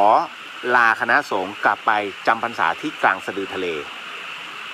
ทุกวันเพ็ญขึ้น15 ค่ำพระอุปคุตนั้นมีปณิธานว่าอยากจะช่วยให้เหล่าประชาชนหรือว่าศรัทธาคนใดคนหนึ่งได้ร่วมบุญกับท่านเมื่อไรก็ตามนะฮะที่พระอุปคุตนั้นนะฮะท่านจะจำแรงเป็นสามเณรขึ้นมาช่วงเวลาเที่ยงคืนริมแม่น้ำหรือริมทะเลหรือริมมหาสมุทรก็ตามท่านจะบิณฑบาตใครก็ตามคนแรกที่ได้ใส่บาตรพระอุปคุตคนนั้นรวยทันตาเห็นฮะทุกเป่งพุทธนั่นคือเรื่องราวและต้นเหตุและสาเหตุว่าทำไมคนจึงรอว่าเพ่งพุทธเป่งพุทธเป่งพุทธ ยาวไปไหมอ่ะ ยาวเนอะนะฮะคุณปฐมพร พอถามปุ๊บยาวเลยโมทนาจบเก็ตนะครับกับเรื่องราวตรงนี้พี่ชายชินกิจนะฮะลามเยอะพอสมควรตอนนี้มีแล้วฮะที่ตำมะลังกับวังพเนียดนะฮะอ๋ออันนั้นโควิดนะครับคุณจิรพัฒน์สวัสดีครับคุณเรียวฟังทาง104นะครับโมทนาสาธุฮะนะฮะคุณพิยพรเหล่าแพนด้ามาอยู่กับคุณเรียวเยอะเนอะ ขอบตาเริ่มจะด นะฮะโอ้ยขำอะ นะฮะบอกแล้วอยู่กับผมกับตู้พี่อารมณ์คนละแบบอะ นะฮะลายไทยสวัสดีคุณเรียวติดตามรายการตลอดครับโมทนาสาธุนะฮะพี่ชายชื่อการทำบุญทำทาน1 บาทกับการทำบุญทำทาน1 ล้านบาทอย่างไหนได้บุญมากกว่าขึ้นอยู่กับการโมทนาฮะพี่ชายทำบุญ1 บาทกับ1 ล้านที่คุยไม่เหมือนกัน1 ล้านบาทที่คุยกับ1 บาทฉันมีแค่นี้แต่สุดจิตสุดใจ1 บาทที่คุย1 ล้านบาทที่คุยเนี่ยอานิสงส์นะฮะอานิสงส์ในเรื่องของการทำบุญน่ะน้อยกว่า1 บาทที่ทำบุญอย่างสุดจิตสุดใจแต่เขาเรียกว่าศาสนาพุทธยอมรับอย่างหนึ่งก็คือผลกระทบโลกหลวงพี่พระสกรจะสอนเสมอว่าในเรื่องของสมดุลโลกกับสมดุลใจนะฮะ1 ล้านบาทนั้นย่อมมีผลกระทบโลกมากก็คือ1 ล้านเนี่ยพระท่านเอาไปทำนู่นทำนี่ได้นะฮะบูรณะนี่นู่นนะแต่1 บาทแม้มีค่าแต่ก็ได้ค่าในระดับหนึ่งนะฮะดังนั้นค่าบุญในการที่โมทนาอย่างสุดจิตสุดใจกับค่าบุญที่ทำแบบขี้คุยกูทำ1 ล้านเพื่อเดี๋ยวไม่ได้ไว้น้อยหน้าอะไรแบบเพศเนี่ยฮะนะฮะวิมานต่างกันวิมานในปรโลก1 บาทอาจจะใหญ่1 ล้านเสียไม่ได้อาจจะเล็กแต่เมื่อมาเกิดใหม่ปุ๊บผลกระทบก็คือ1 บาทก็ยังคงเหมือนเดิมแต่1 ล้านเนี่ยบุญตรง1 ล้านที่พระถ้าไปทำอะไรได้มันไปต่อยอดบุญในอีกภพหนึ่งของการเกิดใหม่ของบุคคลคนนั้นได้อีกเก็ตนะครับจบ นะฮะต่อมาคุณมุนาเหมือนท้าวสักกะเทวราชปลอมตัวมาใส่บาตรพระมหากัสสปะเลยค่ะคล้ายๆกันนะฮะอันนี้คุณเนสสวัสดีครับคุณเนสสวัสดีครับผมอันนี้คุณพี่บัวลมครับผมโมทนาสาธุฮะคุณปฐมพรเก็ตนะฮะคุณเนสบอกสนุกค่ะชอบค่ะสาธุสาธุคุณปฐมพรของโมทนาสาธุในคำตอบค่ะนะฮะมาอันนี้มั่ง โอ้กูว่าพระธาตุไม่จบแน่ นะฮะโอ้ยนะฮะอย่าว่าถือว่าลูกหลานคุยเนาะนะฮะสนุกสนานกันไปนะฮะอย่าไปซีเรียสนะครับธรรมะถ้าเราเข้าใจเราสนุกกับมันจะเข้าใจแต่ถ้าธรรมะฟังอะไรวะอยากจะถามกลัวท่านด่าทำไงดีวะจบแล้วฮะถ้าอยู่ด้วยความสงสัยนะฮะจบเลยผมกับหลวงพี่เหมือนกันตรงที่ว่าถ้าสงสัยให้รีบถามอย่าเก็บไปคือประมาณว่าอย่าเก็บไปนั่งคิดเองเพราะนั่งคิดเองคือถามเองตอบเองคุณก็จะได้คำตอบด้วยตัวคุณเองโดยที่ไม่ระดมไอเดียนะฮะคุณเดี๋ยวนะฮะขออนุญาตอันนี้ปลาหมอใหญ่ไม่เป็นไรน่ารักดีหมาลุมรัก มันนอนแล้วฮะมันนอนอยู่นี่ไอเดี๋ยวตรงไหนอันนี้ไอเจ้ามาม่าฮะตัวดำๆ นะอันนี้คุณเทพฤทธิ์ที่พระตัดหัวตัวเองพี่เรียวเรียกว่าท่านจะบรรลุนิพพานไหมฮะไม่ใช่พระโกริกะไม่ใช่พระวักกลิกะไม่ใช่พระวักกลิกะพระโกริกะถ้าจะยากครับนะฮะในพุทธศาสนานั้นพระพุทธองค์นั้นไม่ได้สรรเสริญเรื่องราวแบบนี้ในส่วนของพระเทวทัตผมบอกแล้วในหมู่สงฆ์เนี่ยใช่ว่าจะปฏิบัติดีปฏิบัติชอบไปทั้งหมดนะฮะดูตัวอย่างพระเทวทัตเองก็ยังอยู่ในกลุ่มในสำนักขององค์พระสัมมาสัมพุทธเจ้าแต่คอยจะกลั่นแกล้งตกลงว่าดีตรงไหนแล้วพระเทวทัตยังคอยหาสมัครพรรคพวกอีกด้วยถูกไหมฮะเพราะฉะนั้นพระเทวทัตจะเป็นผู้ที่ทำให้สงฆ์นั้นคอยแตกแยกนั่นคือเขาเรียกว่าอนันตริยกรรมวันสุดท้ายของพระเทวทัตก็คือวันที่ถูกธรณีสูบนั้นพระเทวทัตจึงระลึกครั้งสุดท้ายได้ขอไม่ให้มีกรรมเวรต่อกันดังนั้นพระเทวทัตจึงถวายคางเป็นพุทธบูชามีแค่นั้นจริงๆแล้วพระพุทธองค์ก็ยอมรับในตรงนั้นจึงพยากรณ์พุทธพยากรณ์พระเทวทัตไว้ไงนะฮะเห็นไหมฮะนั่นคือสิ่งที่ต่อหน้าองค์พระสัมมาสัมพุทธเจ้าหลังจากนั้นไม่มีเลยฮะนะฮะเพราะฉะนั้นเนี่ยอันนี้มันเป็นเหตุปัจจตังเนาะนะฮะผมจะไปฟันธงมันก็กระไรอยู่แต่ฟันธงไปเถอะนะเพราะว่าท่านไม่ได้อยู่ในร่มผ้ากาสาวพัสก็คือบุรุษท่านหนึ่งซึ่งน้อมใจจะตัดคอตัวเองนะฮะแ แต่น้อมใจจะตัดคอตัวเองนั้นถามว่าท้ายสุดแม้จิตจะเป็นกุศลแต่เป็นการตัดรอนกรรมฮะอันนี้ดูกันอย่างชัดๆนะฮะดังนั้นที่ใครจะบอกว่าเป็นสัมภเวสีใครจะบอกว่าเป็นเทวดานั้นตอบไม่ได้เพราะว่าทั้งหมดคือปัจจตังท่านเท่านั้นที่รับรู้ว่าท่านจะอยู่ตรงไหนแค่นั้นครับนะฮะเอาต่อมาคุณเรียนสวัสดีค่ะคุณเรียนเป็นศิษย์วิปัสสนากรรมฐานพระอาจารย์ที่ธรรมสถานอยู่เชียงรายค่ะติดตามข่าวสารอยู่เรื่อยๆได้ข่าววันที่2จะมีทำบุญ50วันพระอาจารย์ใช่ไหมคะอยากไปร่วมงานด้วยแต่ไม่แน่ใจว่ามีข้อห้ามเกี่ยวกับเรื่องโควิดหรือเปล่าถ้าต้องเดินทางจากเชียงรายไปก็ไม่มีฮะที่นี่ก็สามารถมาร่วมได้ครับนะฮะจริงๆพี่เอื้องจำกัดคน แต่ผมคือลานตรงนี้มันกว้างนะฮะถ้าเว้นระยะห่างกันเนี่ยนะฮะ100 คนก็ได้แต่ว่าพี่เอื้องบอกตกใจบอก100 คนเพราะแกไม่เคยเห็นตอนที่มาทำพิธีโอสิกรรมมันประมาณ200-300 คนบริเวณนี้ นะก็ได้ก็จำกัดประมาณสัก30 ท่านก็พอนะฮะ30-50ประมาณนี้นะฮะพอเว้นนะฮะได้ครับยินดีฮะมาต่อไปฮะท่านต่อไปนะฮะคุณจินุชาทำบุญให้พญามารแล้วท่านจะลดลาวาศอกการทำหน้าที่ของท่านบ้างไหมฮะสุดท้ายแล้วพญามารก็คือได้พุทธพยากรเหมือนกันนะฮะก็คือเป็นองค์พระสัมมาสัมพุทธเจ้านะฮะในกลับต่อไปนะครับมีเป็นที่เรียบร้อยนะฮะคุณปริญญาสวัสดีครับพี่สวัสดีครับผมนะฮะคุณบันทึกสีน้ำเงินสวัสดีครับพี่เลียวสวัสดีครับนะฮะคุณนัชพรสวัสดีครับพี่เลียวขอให้พี่เลียวมีสุขภาพแข็งแรงครับขอบพระคุณมากฮะก็พยายามรักษาตัวเอง ให้ดีที่สุดนะครับอันนี้พี่สโหนบอกพี่หมอมดนะฮะนภาลัยบุญเกิดอันนี้บอกหมายเลขบัญชีกรุงไทยของหลวงพี่นุ๊กไปนะครับมาถึงตรงนี้คุณจินุชาเล่าได้สนุกมากค่ะมีโอเคซิกาเลตด้วย เวอร์ชัน2001นะฮะคุณสาวินีสนุกมากค่ะฟังแล้วปิติฮะคุณชัดพงษ์เพิ่งรู้ประวัติพระอุปคุฎก็ตอนนี้ครับมันละสิ นะ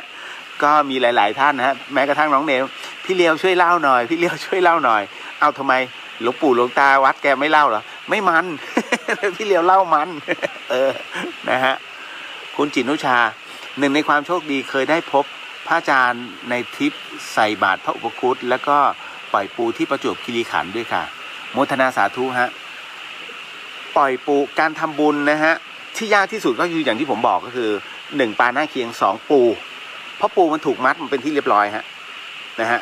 แล้วคราวนี้เกิดเป็นอะไรถือว่าซวยสุดกูนะฮะเกิดเป็นหมูและเป็นไก่ฮะซวยฮะเขาเรียกซวยโคตรทำไมอ่ะมีเหตุการณ์อะไรก็ตามบูชานู่นบูชานี่เอาหัวหมูตลอดเลยนะแล้วก็จะเห็นหัวหมูหลับตาบนพานนึกไงเกิดหัวหมูไม่เป็นกรรมวะนะเกิดเป็นไก่ก็ถูกเชือดชกดิ้นแตกโอ้ยนะฮะดิ้นจนขาดใจอ่ะแล้วก็เอามาต้มโอ้ยบอกแล้วเกิดอะไรมีกรรมที่สุดไม่ได้เกิดอะไรหรอกเกิดเป็นหมูกับไก่อ่ะมีกรรมถูกเขาเชือดถูกเขาตัดคอมาบูชาเนี่ยนะฮะไม่รู้เป็นโรคอะไรนะฮะพอเวลาบวงสรวงหัวหมูนะเวลาจะเฉลิมฉลองบ้านหัวหมูนะฮะขึ้นเสาภูมิหัวหมู เดี๋ยวต้องลงเสาเอกหัวหมู หมูสวยจริงๆนะฮะคุณจินุชาพระเทวทัตคงไม่ทราบว่าอนันตริยกรรมนั้นมีอะไรบ้างหรือเปล่าคะเพราะท่านทำผิดถึง2ข้อใหญ่มองว่าไม่น่าจะทราบนะฮะเพราะจิตของท่านณตอนนั้นเนี่ยคิดแต่จะกลั่นแกล้งพระพุทธองค์นะครับคุณกรุงบอกว่าทำบุญ1 ล้านบาทเรื่องเล่าของพระอาจารย์เล่าว่านางผ่องเพนนะฮะอ๋อใช่ฮะก็คือผ่องเพนนั่นแหละในเรื่องของกำลังเล่นไพ่อยู่นะฮะ นะกลัวเสียหน้าแล้วไม่เต็มใจนั่นแหละครับเรื่องตรงนั้นนะหลวงพี่ชอบเล่าแบบเดิมๆผมแอปพลายตลอด เปิดเสียงท่าน เทศอยู่ตรงหน้าธรรมสถานตรงนั้นฮะ นะคือเปิด MP3 เทศนะใครไปใครมาก็ได้ยินได้ฟัง แล้วคุณคิดว่าเขาจะหยุดฟังหรือว่าเขาจะวิ่ง แล้วดึกขนาดนี้ เดี๋ยวผมไม่แน่โดนหลวงพี่กระทืบ ดึกสักตีหนึ่งมึงเล่นกูซะแล้ว อย่างนี้ฮะพระพี่ชายผมชอบแกล้งอะไรอย่างเงี้ยสนุกไม่ได้กลัวท่านนะอยากให้ท่านมาแบบหลวงพี่มานิมนต์มานะเพราะท่านเป็นพระและเป็นพระที่เมตตาไงนะฮะผมถึงเฉยๆเวลาใครทำอะไรหรือว่าใครจะบ่นอะไรใครจะว่าอะไรท่านนิ่งๆฮะเพราะทั้งหมดทั้งมวลแล้วเขาเดือดร้อนเองนะฮะคุณอภิชาติสวัสดีครับพี่เดียวสวัสดีครับผมนะฮะร้านดอกไม้ชยาฟอริสคุณเจี๊ยบเล่าได้สนุกมากค่ะภาพมาเลย นะคุณคุณชินชัยมีบัฟท่านหน้าธรรมสถานนิดหนึ่งฮะนิดหนึ่ง เผื่อท่านจะมาทัก นะฮะหลวงพี่ฮะอันนี้เบนบอกว่าเรื่องที่พระศรีอริยเมตไตรท่านบำเพ็ญปรมัตถบารมีโดยการตัดหัวถวายพุทธเจ้าเท่าจำนวนมะพร้าวในชมพูทวีปจริงไหมคะมีในพระไตรปิฎกไหมคะเคยแต่ได้ยินมามันเป็นในเรื่องของเขาเรียกว่ามันมีคัมภีร์หนึ่งที่เขียนเอาไว้แบบนั้นแต่ว่ามันเป็นคัมภีร์ที่มาถูกชำระใหม่แล้วฮะว่ามันไม่ใช่นะครับเพราะฉะนั้นเนี่ยมันก็เลยจะทำให้เรื่องราวตรงนี้มันจะบานปลายจึงมีการชำระอีกครั้งหนึ่งในสมัยรัชกาลที่4เรื่องตรงนี้ฮะนะครับมีจริงฮะเรื่องตรงนี้นะครับมีบันทึกอยู่นะครับท่านถึงได้ตั้งพระธรรมยุทธ์มาไงเพราะว่าณตอนนั้นเนี่ยมหานิกายเริ่มมีอะไรแปลกๆขึ้นมานี่ล่าสุดอะไรนะท่านชาใช่ไหมฮะออกมาปกป้องท่านชาที่หัวเป็นพระธาตุเลือดเป็นพระธาตุเลือดเป็นใช้เอาใหม่เลือดเป็นซิลิก้า นะฮะคือคุณเวลาจะนับถือใครก็แล้วแต่หรือว่าอะไรก็แล้วแต่เนี่ยจงพิจารณาให้ถี่ถ้วนนะฮะว่ามันมีเหตุปัจจัยนะครับหลายอย่างไม่ใช่ผู้วิเศษไม่ต้องมาอวดวิเศษเพื่อให้คนมานับถือสิ่งหนึ่งที่เป็นสิ่งล่อตาล่อใจคนคือในเรื่องของปัจจัยไม่มีอะไรเลยฮะไม่ต้องมาสุดท้ายแล้วมันลงที่ปัจจัยกับกามล้วนๆฮะสังเกตนะฮะทุกรูปที่หลุดไปเนี่ยหรือว่าทุกที่เพ่นไปเนี่ยมีแต่เรื่องกามกับเรื่องปัจจัยทั้งนั้นเลยฮะสองอย่างเนี่ยเป็นเรื่องบาดใจที่องค์พระสัมมาสัมพุทธเจ้านั้นท่านสละแต่สมัยนี้รับแต่มันจำเป็นต้องรับบางอย่างฮะเพราะว่าค่าน้ำค่าไฟจ่ายด้วยปลากระป๋องไม่ได้จ่ายไม่ได้จริงฮะถ้าบอกว่าไม่รับเงินพระห้ามรับเงินการไฟฟ้ารับไหมมาม่าที่โยมเขาถวายขนาด1ห่อ30 กว่าบาทรวมถึงปลากระป๋องอีกประมาณสัก2 โหลนะ300-400พอค่าน้ำค่าไฟถามว่าการไฟฟ้ารับไหมล่ะการไฟฟ้าไม่รับหรอกนะถ้ารับหมดทั้งวัดทั้งประเทศแล้วกูก็น่าเป็นปลากระป๋องแล้ว นะเพราะฉะนั้นมันมีเหตุเรื่องราวตัวนี้ถ้าลองคิดตามที่ผมพูดเนี่ยมันใช่ไหมล่ะนะแค่นั้นเลยฮะเรื่องราวเพราะฉะนั้นเนี่ยในส่วนตรงนี้ก็ถึงได้บอกว่ามันทุกอย่างมันคือสิ่งที่เราต้องพิจารณาตามเหตุปัจจัยนั่นเองคุณมุนาบอกว่ากิเลสกามและวัตถุกามนะฮะสาธุครับมาในส่วนของการเกิดพระธาตุคืออย่างนี้เรื่องของการเกิดพระธาตุเนี่ยหลายคนถามผมมาหลายวันแล้วมันมีจริงหรือเปล่าเกิดขึ้นมาได้อย่างไรในเรื่องของการเกิดพระธาตุทั้งหมดทั้งมวลนั้นเนี่ยฮะคุณผู้ฟังครับพระธาตุพระบรมสารีริกธาตุพระธาตุปาฏิหาริย์รวมถึงพระธาตุสมมุติทั้งหมดทั้งมวลนั้นนะฮะก็ต้องแยกแยะกันไปผมจะแยกแยะก่อนนะพระบรมสารีริกธาตุเราใช้นี้เขาเรียกว่าเราใช้เป็นราชาศัพท์เรียกกระดูกนี้เรียกพระบรมสารีริกธาตุจะใช้คำเรียกกระดูกของพระพุทธเจ้าซึ่งเป็นการแปลสภาพนะฮะจากสิ่งหนึ่งไปเป็นอีกสิ่งหนึ่งทันทีนั่นก็คือแปลจากกระดูกนั้นมาเป็นเกล็ดเพชรนะฮะแล้วก็เป็นเขาเรียกว่าเป็นเกล็ดฐานเขาเรียกสันฐานต่างๆนะฮะไม่ว่าจะเป็นพันธุ์ผักกาดหรือว่าเม็ดข้าวสารนะครับหรือว่าเป็นคล้ายๆกับปีกปะการังแล้วแต่นะฮะที่จะเกิดขึ้นส่วนพระธาตุปาฏิหาริย์ขออภัยในเรื่องของพระธาตุนั้น เป็นศัพท์ที่เรียกกันตั้งแต่พระอสีติมหาสาวกทั้งหมดทั้งมวลนะฮะทั้ง80พระอสีติจนมาถึงครูบาอาจารย์รุ่นหลังๆนะฮะซึ่งเรียกว่าสำเร็จบางรูปก็ถึงความเป็นอรหันต์ไม่กลับมาเกิดตอนนี้นิพพานไปแล้วบางรูปก็อาจจะยังต้องบำเพ็ญกันอยู่ทำไมถึงรู้ว่าบางรูปนั้นอาจจะยังไม่ถึงนะแล้วก็ต้องบำเพ็ญกันต่อไปนั่นคือการค่อยๆแปลสภาพของกระดูกซึ่งเป็นหินปูนนะฮะเป็นหินปูนแล้วค่อยแปลสภาพเป็นเกล็ดเพชรเกล็ดเพชรเกล็ดเพชรณตรงนี้เรารู้ได้อย่างไรถ้าอยากจะรู้ตัวอย่างนะฮะว่า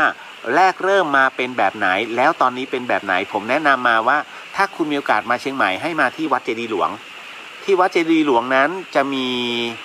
เรียกว่าเป็นพิพิธภัณฑ์พระธาตุนะฮะของหลวงปู่มั่นและตรงนั้นจะมีเขาเรียกพระธาตุของครูบาอาจารย์ตรงนั้นจะมีกระดูกของครูบาอาจารย์เนี่ยครึ่งหนึ่งเป็นกระดูกอีกครึ่งหนึ่งเป็นเกล็ดเพชรนะฮะค่อยแปลสภาพอันนั้นคือเรียกถ้าภาษาเราเรียกว่าท่านกำลังทำบารมีต่อจนถึงพระนิพพานในอนาคตก็ไปดูคือดูแล้วปิติมากอุ้ยมันเป็นอย่างนี้จริงเหรอนะฮะต่อมานะฮะในกรณีณตรงนี้เองก็คือพระธาตุปาฏิหาริย์พระธาตุปาฏิหาริย์คืออะไรเวลาเรานั่งอยู่ฮะนั่งสมาธิแล้วก็อยากได้พระบรมสารีริกธาตุมาบูชาเนี่ยสาธุสาธุแล้วนั่งปรากฏว่ามีพระธาตุเสด็จมาบางทีก็ตกในมือบ้างนะฮะบางทีก็มาปรากฏให้เราเห็นหรือบางทีถ้าอยู่ในป่านะที่เขาจะเจอกันนะมีแสงวาบแล้วผ่านไปแล้วไปตกปึ้งนะฮะเราอาจจะหาไม่เจอแต่นั่นเขาเรียกพระธาตุปาฏิหาริย์ไม่ใช่ UFO นะครับเพราะว่าถ้า UFO มันจะมาเป็นดาวหางแต่อันนี้จะเป็นแสงนวลๆแล้วค่อยๆวิ่งไม่ใช่ตกฟึบไม่ค่อยๆค่อยๆแล้วก็ลงนะฮะอันนั้นเขาเรียกพระธาตุปาฏิหาริย์ส่วนพระธาตุสมมุตินั้นนะครับอย่างเช่นพระธาตุโมกุลพระธาตุต่างๆนานานะครับซึ่งทั้งหมดทั้งมวลเนี่ยเราสมมุติขึ้นมานะฮะอย่างเช่นอันนี้ต้องขออโหสินะฮะกรณีอย่างพระธาตุพระศิวลีพระธาตุพระศิวลีที่เราเห็นเนี่ยคือเป็นหินงอกหินย้อยชนิดหนึ่งซึ่งอยู่ในถ้ำนะฮะหรือแม้แต่เขาเรียกว่าอย่างพระธาตุของพระัญญาโกฏัญญะซึ่งก็จะเป็นหินเช่นกันเป็นหินอ่อนอันนั้นก็คือเราสมมุติขึ้นมานะครับทำไมผมถึงกล้าพูดว่าเป็นการสมมุติขึ้นมาบังเอิญว่ามีผู้รู้ฮะผมใช้คำว่าผู้รู้แล้วกันผมบอกงี้ครับว่ามีวัดหนึ่งในประเทศพม่าชื่อว่าวัดปารมีถ้าใครเคยไปทัวร์พม่าจะรู้วัดนี้วัดปารมีวัดปารมีนั้นเป็นที่ขึ้นชื่อว่าเป็นวัดที่มีพระธาตุนะฮะของพระอรหันต์นี่มากที่สุดในโลกโอ้ยมีแบบเต็มผนังฮะขึ้นไปยันตึกทั้งนู้นทั้งนี้ทั้งนั้นนะฮะปรากฏว่าวัดปารมีนั้นเคยเชิญผู้รู้ของประเทศไทยไปชมเพราะว่าผู้รู้ในประเทศไทยเนี่ยท่านก็ถือว่าท่านมีพระบรมสารีริกธาตุมากที่สุดในประเทศไทยก็เลยไปชมท่านหน่อยที่วัดปารมีเพราะเขาเชิญไปปรากฏว่าพอเชิญไปเสร็จปุ๊บเนี่ยวัดปารมีก็จะแจกพระธาตุเหมือนเดิมใครไปเขาจะแจกหมดนะเราคนไทยไปท่านก็จะแจกให้นะฮะที่วัดปารมีที่พม่าก็ปรากฏว่าอย่างนี้ฮะท่านก็บอกว่าอ้าวคุณลุงถ้าคุณลุงอยากได้พระบรมสารีริกธาตุอันไหนนะฮะหรือว่าอยากได้พระธาตุตรงไหนชี้เอาเดี๋ยวเขาจะให้ปรากฏว่าผู้รู้ท่านนี้เนี่ยท่านบอกว่าถ้าให้ตรงนี้ผมไม่เอาท่านบอกงั้นถ้าให้แบบให้ตรงเนี้ยหรือว่าทั้งอาคารเนี่ยผมไม่เอาแต่ผมขอ2 ชิ้นได้ไหมนะฮะท่านเจ้าวาดที่มาต้อนรับก็บอก2 ชิ้นไหนชี้เลยท่านก็เลยผู้รู้นะเดินไปตรงประตูฮะแล้วชี้ขอชิ้นนี้1 ชิ้นแล้วก็ท่านก็เดินถัดไปแล้วก็ชิ้นนี้อีก1 ชิ้นพอชี้ปุ๊บเจ้าวาดให้ไม่ได้ เอ้าทำไมให้ไม่ได้แต่ถ้าที่เหลือให้ได้ก็เอาไปเลยท่านบอกไม่เอาที่เหลือไม่เอานะฮะผมก็เลยถามว่าเอ้าแล้วตกลงว่าเป็นยังไงครับท่านผู้รู้ท่านนี้บอกว่าคุณหินยังไงก็คือหินแต่ถ้าของจริงยังไงก็คือของจริงที่ผมชี้ของจริงท่านถึงไม่ให้ไง อ้าวแล้วที่มันงอกมาก็ส่วนงอกมาคุณเคยเห็นมันงอกไหมล่ะถ้าคุณเคยเห็นมันงอกด้วยตาก็ถือว่าโอเคแต่ถ้าคุณไม่เห็นเขาก็มีการมาเติม นะฮะเราก็มานั่งคิดเว้ยนะฮะสุดท้ายคือของปลอมนะฮะก็ที่เอามานะฮะผมก็ยังได้ที่วัดปารมีมาแต่ผมไม่ได้ลบหลู่ไงก็คือเอามาวางอีกชั้นหนึ่งนะฮะซึ่งอันนั้นเรียกว่าพระธาตุสมมุติก็คือเราอุปโลกขึ้นมาว่าอันนี้คือแต่ละพระแต่ละพระอรหันต์แต่ละพระอรหันต์จริงๆแล้วก็คือหินอ่อนแต่ละชนิดนั่นเองเอาไปวิเคราะห์พิเคราะห์ได้ทำไมผมถึงกล้าพูดแบบนี้ฮะคุณผู้ฟังก็เพราะว่าอันนี้ยกประโยชน์ให้วัดสันติธรรมจังหวัดเชียงใหม่นะฮะที่วัดสันติธรรมหลวงพี่ต้นนะฮะท่านอมรเทโวนะฮะมหาสิทธาถ้าจำไม่ผิดนะฉายาท่านนะฮะท่านอมรมหาสิทธานะฮะหรือว่าหลวงพี่ต้นแห่งวัดสันติธรรมตอนที่ท่านจบปริญญาตรีใหม่ๆเนี่ยท่านทำตำรามาเล่มหนึ่งฮะชื่อว่าตำราพระบรมสารีริกธาตุ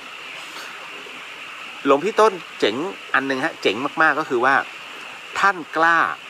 ที่จะพิสูจน์ว่านี่คือก้อนพระธาตุอย่างเช่นผมยกตัวอย่างนะฮะไม่ว่าจะเป็นพระธาตุของหลวงปู่เสากระดูกก็พูดง่ายๆกระดูกของหลวงปู่เสากระดูกของหลวงปู่แหวนนะฮะกระดูกของหลวงปู่หลายๆรูปนะเพราะว่าวัดสันติธรรมเองก็จะมีเป็นหอพระธาตุใหญ่มากเยอะมากมีพระธาตุของครูบาอาจารย์เนี่ยสายกรรมฐานเยอะมากฮะ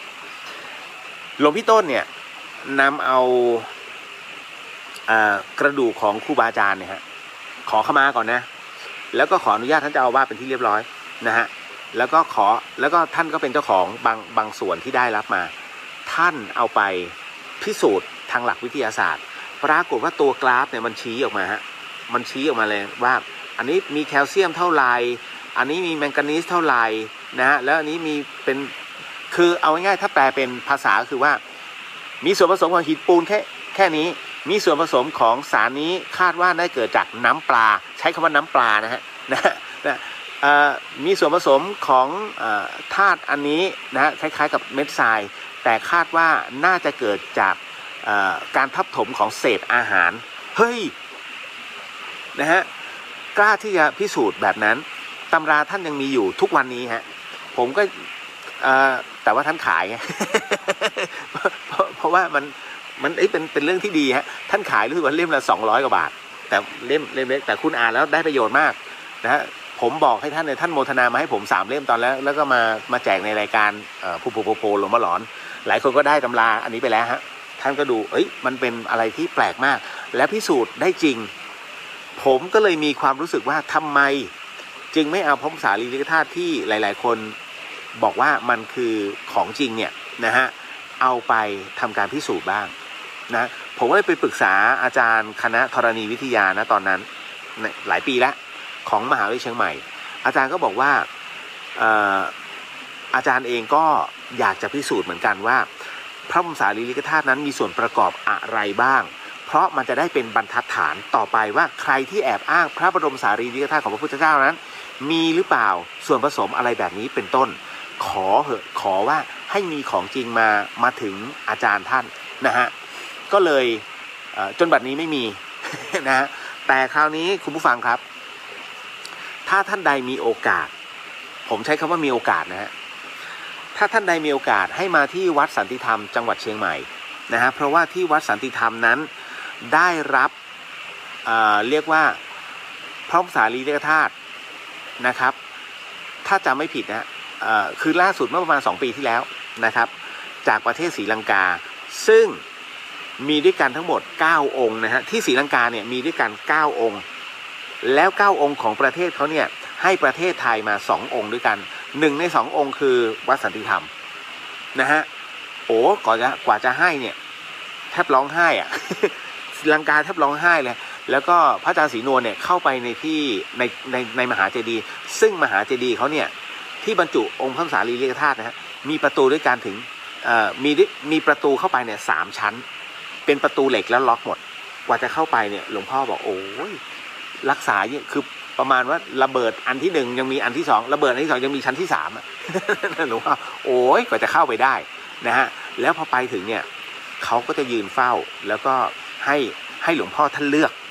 นะว่าเอาพระบรมสารีริกธาตุเนี่ยเจดีย์อันไหน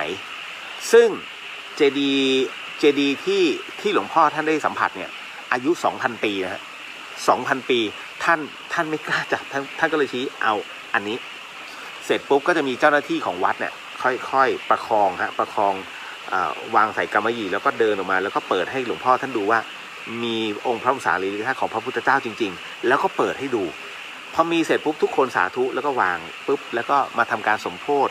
ที่จังหวัดเชียงใหม่นะฮะมีโอกาสไปนะฮะของแท้อยู่ตรงนี้เลยที่เหลือเนี่ยก็จะได้แต่ละที่ที่แตกต่างกันไปนะฮะพระบรมสารีริกธาตุเกิดได้ยังไงเกิดจากการที่ฟอกธาตุขันธ์ฮะคุณผู้ฟังครับเคยสงสัยไหมฮะว่าเอ๊ะทำไมคนเรากระดูกคนเราจึงเป็นเกล็ดแก้วได้อย่างของหลวงปู่สิมที่วัดถ้ำผาป่องเป็นเพชรก็มีเป็นทับทิมก็มีหลวงปู่แหวนสุจินโนออกเป็นกึ่งทับทิมสวยมากกระดูกนะผมเราพูดถึงกระดูกซึ่งแปลเป็นสภาพเป็นแบบนั้นเฮ้ยทำไมจึงเป็นแบบนั้นของหลวงตามหาบัวใสเป็นเพชรเลยถูกไหมฮะของหลวงตามหาบัวยานสัมปันโนใสเป็นเพชรเลยนะแม้แต่ของหลวงตาไม่ว่าจะเป็นของหลวงปู่มั่นเองก็เป็นเพชรฮะเห็นปุ๊บในปิติมากโอ้ยนี่กระดูกครูบาอาจารย์เลยเหรอหลวงปู่เสาก็เป็นเพชรผมจึงมีความรู้สึกว่าถ้าให้ผมฟันธงนะผู้ที่มีศีลอันบริสุทธิ์แล้วก็ถึงพร้อมจริงๆเนี่ยกระดูกของท่านจะเป็นเพชรซะส่วนใหญ่เลยเท่าที่เห็นหลวงปู่แหวนท่านก็เป็นเพชรนะแต่บางส่วนท่านก็มีเป็นทับทิมนะฮะสงสัยไหมฮะผมยังสงสัยเพราะอะไรการเกิดเพชรการเกิดอัญมณีที่เกิดขึ้นบนโลกใบนี้มันไม่ได้เกิดขึ้นง่ายๆนะฮะมันคือหินหลอมละลายซึ่งอยู่ใต้ผืนดินที่มันไหลเนี่ยฮะซึ่งเราเรียกว่าแมกมามันมีความร้อนสูงมากฮะแต่แมกมานี้คือมันกำลังปะทุขึ้นแต่มันยังไม่ระเบิดถ้าระเบิดเมื่อไหร่ไหลลงมาเขาเรียกลาวาแต่เนี้ยพอมันปะทุขึ้นมาเนี่ยฮะแล้วด้วยความร้อนที่เป็นหมื่นองศาจากนั้นมันก็จะหยุดแข็งตัวแห้งลงแข็งตัวจนได้ที่ฮะเป็นผลึกแก้วนั่นคือแหล่งของอัญมณีที่สำคัญถูกไหมฮะเพชรที่เลอค่ามากที่สุดอยู่ที่ไหนแอฟริกาดังนั้นแต่กระดูกของครูบาอาจารย์เป็นเพชรมันเกิดอะไรขึ้นเกิดจากการสันดาปของพลังงานภายในผมอาจจะพูดในแนววิทยาศาสตร์นะครับคุณผู้ฟังอันนี้ก็วิเคราะห์กันเองนะฮะเวลานั่งสมาธิจำได้ไหมฮะครูบาอาจารย์ท่านจะบอกว่าดูใจดูตนเท่านั้นไม่ต้องไปดูคนอื่นการฟอกธาตุขันธ์ของท่านเกิดจากตรงนั้นถ้าคุณไม่รู้หรือว่าคุณรู้ว่าตัวเองมีพลังงานหรือเปล่าอยากจะรู้ใช่ไหมณตรงนี้ที่คุณนั่งอยู่ลองยกตูดขึ้นแล้วก็อังดูที่คุณนั่งไปเมื่อกี้มันจะอุ่นๆนั่นคือร่างกายคุณมีพลังงานส่วนไหนของคุณที่ทำให้เกิดพลังงานส่วนไฟฟ้าไงไฟฟ้าเกิดจากหัวใจห้องบนซ้ายที่ผลิตไฟฟ้าทั่วร่างกายฮะเพราะฉะนั้นมันจะมีประจุของมันอยู่นะฮะนี่คือพลังงานดังนั้นทั้งหมดทั้งมวลจึงมีพลังงานไฟฟ้านะฮะสมองก็ขับเคลื่อนด้วยพลังงานไฟฟ้าหัวใจของเราก็ทำงานด้วยไฟฟ้ามีวันหยุดไหมฮะมีฮะวันไหนที่หัวใจมันหยุดทำงานสมองหยุดสั่งการวันนั้นคือวันตาย เท่านั้นเลยเพราะฉะนั้นนะฮะไฟฟ้าในตัวเราจึงไม่มีวันหมดยกเว้นเมื่อมันหมดอายุการใช้งานแล้วคราวนี้นะฮะครูบาอาจารย์เวลาท่านนั่งสมาธิท่านก็จะมองดูการฟอกธาตุขันธ์เกิดขึ้นการสันดาปภายในเกิดขึ้นทันทีฮะมันเกิดการเผาผลาญขึ้นฟอกทีละนิดจากกระดูกค่อยๆเป็นธาตุเล็กๆครูบาอาจารย์ตอนนี้ที่ยังเหลืออยู่นะฮะบางรูปยังไม่ได้มรณภาพนะฮะกระดูกท่านเป็นพระธาตุบางส่วนก็มีผมท่านเป็นพระธาตุก็มีเล็บท่านที่ตัดมาเป็นพระธาตุก็มีผมไม่บอกว่ารูปไหนนะฮะแต่ยังคงมีธาตุขันธ์อยู่นะตอนนี้ก็คือครั้งหนึ่งมีคณะทันตแพทย์ของจังหวัดเชียงใหม่นะฮะเข้าเยี่ยมคารวะหลวงปู่รูปนี้นะฮะแล้วปรากฏว่าหลวงปู่รูปนี้เกิดปวดฟันนะฮะแล้วคณะทันตทั้งนั้นเลยโดยเฉพาะยิ่งคณะบดีท่านก็หลวงปู่ขอดูได้ไหมคะเจ้าคะ หลวงปู่ก็เลยอ้าปากให้ดูฮะพออ้าปากให้ดูเสร็จปุ๊บอย่างนี้มันวิเคราะห์ไม่ได้หลวงปู่ขอนิมนต์ไปที่คณะทันตะมชได้ไหมเจ้าคะนะฮะพอเสร็จปุ๊บเนี่ยหลวงปู่ก็รับนิมนต์ก็เลยมาตรวจพอมาตรวจเนี่ยคุณผู้ฟังครับแล้วเสร็จปุ๊บหลวงปู่กลับวัดไปคณะของอาจารย์เนี่ยฮะก็นำฟิล์มเอ็กซเรย์เนี่ยฮะขับรถตามไปด้วยนะฮะเพราะฟิล์มออกมาแล้วฟิล์มออกมาด้วยความตื่นเต้นของเหล่าคณาจารย์แล้วก็ผู้ที่ไปร่วมบุญนะตอนนั้นก็ปรากฏว่ายกฟิล์มกันดูฮะอึ้งเลยฮะเพราะว่า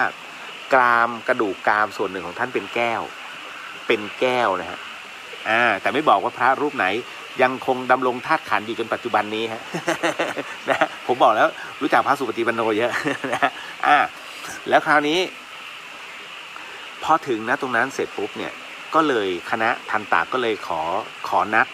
หลวงปู่ท่านในการทำการรักษาฟันก็ถอนนั่นแหละแล้วพอถอนเสร็จปุ๊บท่านก็ขอเอาไว้นะฮะเอาไว้บูชากันเพราะว่าฟันท่านเป็นแก้ว นะก็คือเป็นแคลเซียมธรรมดาเนี่ยก็คือเป็นฟันนี่แหละแต่พอถอนออกมาปุ๊บเริ่มขุ่นแล้วก็เริ่มใสฮะแต่ใสแบบขุ่นๆไงเขาจึงเรียกว่าแก้วนะไม่ใช่โอ้โหเป็นแก้วเลยอันเวอร์นะเพราะฉะนั้นนั่นคือสิ่งหนึ่งที่บอกว่าท่านน่ะเรียกว่าบรรลุธรรมชั้นสูงแล้วจนถึงที่ว่าท่านหมดงานแล้วเพียงแต่ว่าอยู่เพื่อเผยแผ่อยู่เพื่อเป็นกำลังใจให้กับงานพระศาสนาเพราะฉะนั้นพระสุปฏิปันโนจึงมีอยู่ดาษดื่นนะปัจจุบันเพียงแต่ว่าเราไม่ได้ไขว่คว้าแล้วเราก็ไม่รู้หรอกว่าที่ไหนบ้างที่มีพระสุปฏิปันโนผมลืมถามตรงนี้ไปเลยฮะกับชาวแพนด้าเพราะว่าเห็นว่าหลวงพี่เนี่ยนะฮะรับปากชาวแพนด้าไว้ว่าจะพาคณะนั้นไปทัวร์ไหว้พระสุปฏิปันโนไม่ทราบว่าจริงแท้แค่ไหนช่วยบอกผมด้วยครับเพราะว่าถ้าบอกแล้วว่าท่านรับปากอย่างนั้นจริงๆเนี่ยผมอาจจะต้องขอสารต่อท่านณช่วงหนึ่งแล้วกันเพราะว่าทุกวันนี้ผมก็รับของคณะต้นบุญแต่ของคุณดนัยเนี่ยผมไม่ได้รับมา 2-3 ปีแล้วนะฮะเพราะฉะนั้นเวลาไปงานของต้นบุญธรรมสถานเนี่ยผมจะนำคณะไปกราบครูบาอาจารย์นะฮะตามต่างจังหวัดเสมอก็บอกมานิดนึงแล้วกันนะฮะว่าจริงแท้แค่ไหนนะครับผมเองก็ไม่ทราบเพราะว่าหลายๆคือยังเป็นส่วนน้อยที่บอกผมอย่างนั้นนะฮะยังมีแค่2 ท่าน 3 ท่านที่บอกในเรื่องตรงนี้อยู่นะฮะผมก็ไม่รู้ไงนะฮะตรงนี้พอมาถึงเข้าเรื่องราวของพระมุสาลีริกธาตุก่อนพอถึงณตรงนี้เสร็จปุ๊บเนี่ยฮะการฟอกธาตุขันธ์เนี่ยมันน่าสนใจมากท่านบอกว่าการแปลสภาพนั้นก็คือในเรื่องของมีทั้งกำลังสมาธิทานศีลภาวนาและตัวกำลังของกสิณนั้นเกิดได้ทั้งหมดเลยฮะนะฮะในเรื่องของการบำเพ็ญนะฮะทั้งหมดทั้งมวลเพราะฉะนั้นท่านจึงบอกว่าเมื่อฟอกธาตุขันธ์เสร็จสิ้นลงตนจะรู้ด้วยตนเท่านั้นนะครับทุกอย่างคือปัจจตังแล้วก็เมื่อธาตุขันธ์จบลงตรงนี้มันจะมีบางอย่างซึ่งตัวท่านจะรู้แล้วก็จะหมดงานแล้วนะฮะดังนั้นคุณจะแปลกใจว่าวันโกนทีไรจะมีศิษยานุศิษย์นั้นอย่างที่1จะมีพระอุปถากเยอะมากอย่างที่2อุ้ยท่านโกนหัวแล้วคนกลัวโกนหัวแล้วเอาผมจะเก็บเส้นผมเอาไว้นะฮะเพราะทุกคนจะรู้ทันทีว่าถ้าเก็บไว้เดี๋ยวเส้นผมเนี่ยจะไปรวมเป็นกระจุกเดียวกันนะฮะแล้วหลังจากนั้นเสร็จปุ๊บเนี่ยถ้าบางทีอาหารเหลือในบาตรเนี่ยจะเก็บไว้แค่บูชาทั้งหมดทั้งมวลมีสิทธิ์ลุ้นเป็นพระธาตุทั้งหมดเลยไม่ได้เวอร์นะฮะนี่คือเรื่องราวจริงๆที่มันเกิดขึ้นนะฮะเพราะฉะนั้นเนี่ยด้วยพลังแห่งบารมีณตรงนี้จึงเกิดขึ้นกับครูบาอาจารย์หลายๆรูปก็ยังคงมีชีวิตอยู่แต่หลายๆรูปก็มรณภาพละสังขารกันไปเขาเรียกว่ามีเหตุให้ต้องมรณภาพก็เยอะเขาเรียกเป็นการแลกเปลี่ยนชีวิตต่อชีวิตฟังไว้เป็นเรื่องราวแล้วกันเนาะคุณผู้ฟังเนาะนะฮะว่ากันว่าครั้งหนึ่งในสมัยหนึ่งแล้วกันฮะที่มีพระสุปฏิปันโนนั้นนะฮะมรณภาพถี่มากจะสังเกตนะย้อนกลับไปหลายปีเลยนะฮะไม่รู้ว่าในสมัยของแผ่นดินไหนก็แล้วแต่นะของพระเจ้าอยู่หัว ไม่รู้แผ่นดินไหนก็แล้วแต่นะฮะมีครั้งหนึ่งซึ่งพระเจ้าแผ่นดินของเรานะฮะทรงประชวรอยู่เรื่อยๆนะฮะแล้วอาการเขาเรียกอาการที่ทรงประชวรหนักมากจะสังเกตว่าเดี๋ยวหลวงปู่รูปนี้ท่านมรณภาพลงนะอีกไม่นานมีหลวงปู่อีกรูปหนึ่งซึ่งเป็นพระสุปฏิปันโนเนี่ยมีสุขภาพดีอยู่ๆมรณภาพลงหลายสาเหตุมากฮะเดี๋ยวจะเป็นที่โรงพยาบาลวิชัยยุทธบ้างเดี๋ยวจะเป็นที่โรงพยาบาลอะไรล่ะโคราชบ้างนะฮะโรงพยาบาลขอนแก่นบ้างนะฮะแต่ละที่นะฮะโอ้ยเป็นใบไม้ร่วงตอนนั้นรู้สึกเกือบจะ10 กว่ารูปประมาณเกือบ15 รูปที่ท่านมรณภาพลงแบบศิษยานุศิษย์ตกใจมากทำไมจึงเป็นเช่นนั้นก็ครูบาอาจารย์สายกรรมฐานก็บอกว่าบางครั้งชีวิตต้องแลกด้วยชีวิตท่านพูดอย่างนี้นะฮะเพราะฉะนั้นเมื่อชีวิตแลกด้วยชีวิต1 ชีวิตที่รอดนั้นมีคุณค่ากับแผ่นดินเยอะมากพอพูดแบบนี้เรามีความรู้สึกว่าโอ้โหโมทนาสาธุนะฮะแล้วณตรงนั้นเองเนี่ยก็ทำให้มีอะไรหลายอย่างปลื้มปิติกันมากนี่ฮะเพราะฉะนั้นเรื่องราวตรงนี้จึงเป็นเรื่องราวที่สืบต่อแล้วก็เล่าขานกันมาจนทุกวันนี้ว่าการแลกชีวิตด้วยชีวิตก็ยังคงมีอยู่นะฮะอันนี้เล่ากันเป็นพอสังเขปเนาะคือการปฏิบัติอะไรหลายๆอย่างเนี่ยเราท่านทั้งหมดทั้งมวลนั้นสามารถรับรู้ล่วงหน้าได้เลยนะฮะรับรู้ล่วงหน้าเลยในเรื่องของอายุไขในเรื่องของสังขารในเรื่องของความเป็นไปอะไรต่างๆนานานี่คือเรื่องจริงฮะที่มันเกิดขึ้นผมอยากจะยกตัวอย่างนะฮะในเรื่องราวของครูบาอาจารย์สายกรรมฐานนะฮะอะไรคือเรื่องราวตรงนั้นนะฮะมันเป็นเรื่องราวของครูบาอาจารย์5 รูปฮะครูฟังถ้าหลายๆท่านเคยได้ยินนะฮะเหตุการณ์ที่เกิดขึ้นเมื่อปี 2523 นะฮะในช่วงของเดือนเมษายนคือวันที่ 27 ครับคุณผู้ฟังครับนะฮะในช่วงนั้นเองนั้นมีครูบาอาจารย์ด้วยกัน5 รูปนะประสบอุบัติเหตุเครื่องบินตกที่ทุ่งรังสิตดอนเมืองฮะหวังว่าคงทันนะฮะผมว่าหลายๆคนหลายท่านเนี่ยได้ทันในเหตุการณ์นั้นเพราะว่าหนึ่งในนั้นมีคุณพ่อเพื่อนผมอยู่ด้วยแล้วเป็นผู้ที่รอดชีวิต1 ใน 7คนที่รอดชีวิตกับการนั่งเครื่องบินลำนั้นฮะก็ต้องบอกว่าครูบาอาจารย์ทั้ง5 รูปนั้นนะฮะที่มรณภาพลงนั้นนะก็จะมีครูบาอาจารย์ที่เป็นพระสุปฏิปันโนทั้งสิ้นเลยไม่ว่าจะเป็นหลวงปู่สิงห์ทองหลวงปู่จวนหลวงปู่วันนะฮะหลวงปู่วันเนี่ยฮะแล้วก็จะมีหลวงปู่บุญมาอีกรูปหนึ่งนี่น่าจะเป็นพระอาจารย์สุพัฒน์นะฮะหลวงพ่อสุพัฒน์นะฮะหลวงพ่อสุพัฒน์สุกาโมนะฮะที่อยู่สว่างแดนดินทั้งหมดทั้งมวลทั้ง5 รูปนั้นมรณภาพพร้อมกันคุณผู้ฟังเหตุการณ์นี้เกิดขึ้นนะครับเมื่อปี 23เหตุที่เกิดเพราะว่าทั้ง5 รูปนั้นถูกนิมนต์นะจากสำนักพระราชวังเพื่อจะบินจากสนามบินอุดรธานีสมัยก่อนสนามบินขอนแก่นไม่มีเนอร์นะฮะหรือว่าสนามบินที่ไหนก็ไม่มีแค่อุดรธานีฮะมีเชียงใหม่มีอุดรมีภูเก็ตคือยังมีไม่มากแค่นั้นนะฮะในประเทศไทยแล้วคราวนี้ทั้งหมดทั้งมวลไปรวมกันที่อุดรธานีในวันนั้นเนี่ยที่เจอกันทั้งหมดนะครับมันมีเหตุฮะว่าแต่ละรูปเนาะได้เรียกศิษยานุศิษย์เนี่ยมาคล้ายๆกับท่านพ่อลีเลยดูแลวัดตรงนี้ไปนะรักษาการตรงนี้ไปนะเอาจัดแกงตรงนี้ให้สะอาดเรื่องงานกฐินก็อย่าให้ละให้เลยนะแม้ว่าเราจะไม่อยู่แต่ละรูปจะสั่งแบบนี้ฮะทุกคนรู้หมดนะฮะขออภัยทุกคนเนี่ยแปลกใจทำไมครูบาอาจารย์ซึ่งเป็นเจ้าอาวาสในแต่ละพื้นที่นะถึงได้พูดแบบนั้นทั้งหมดฮะแล้วพอทั้ง5 รูปนั้นมาที่สนามบินอุดรธานีก็เจอกันก็พูดคุยกันอย่างสนุกสนานก็เหมือนกับเป็นสหายธรรมแต่เหตุการณ์ทั้งหมดทั้งมวลนั้นนะครับไปเงียบสงบก็ต่อเมื่อทั้งหมดอยู่บนเครื่องบินเป็นที่เรียบร้อยช่วงนั้นเป็นการบินด้วยบลท.นะบริษัทเดินอากาศไทยนะเหตุการณ์นั้นเกิดขึ้นเมื่อเครื่องบินนั้นกำลังจะถึงสนามบินดอนเมืองเครื่องยนต์เกิดขัดข้องฮะบินอยู่แล้วเกิดขัดข้องปรากฏว่าเครื่องบินนั้น ตกลงที่ทุ่งรังสิตสาเหตุเพราะเครื่องขัดข้องนั่นเองเครื่องนั้นไม่ได้ระเบิดทั้งหมดเพียงแต่ว่าเครื่องนั้นแตกลงแต่ทำให้มีผู้เสียชีวิตเกือบยกลำมีรอดชีวิตเพียง7 คนแต่7 คนนั้นต้องแกล้งตายทุกคนในข่าวบอกว่าตายหมดแต่พอเอาเข้าจริงแล้วรอด7 คนนะฮะรอด7 คนนั้น1 ใน 7คือคุณพ่อเพื่อนผมแล้วถูกประชาชนนะฮะคนไทยเนี่ยเข้าไปลุมถึงเอาอะไรฮะไม่ได้ช่วยเหลือนะฮะลุมถึงเอาสร้อยทองเอากระเป๋าตังค์เอานี่เอานู่นไปแต่ห้ามหายใจหรือว่ามึงลืมตาขึ้นมานะถ้าลืมตาขึ้นมาถูกฆ่า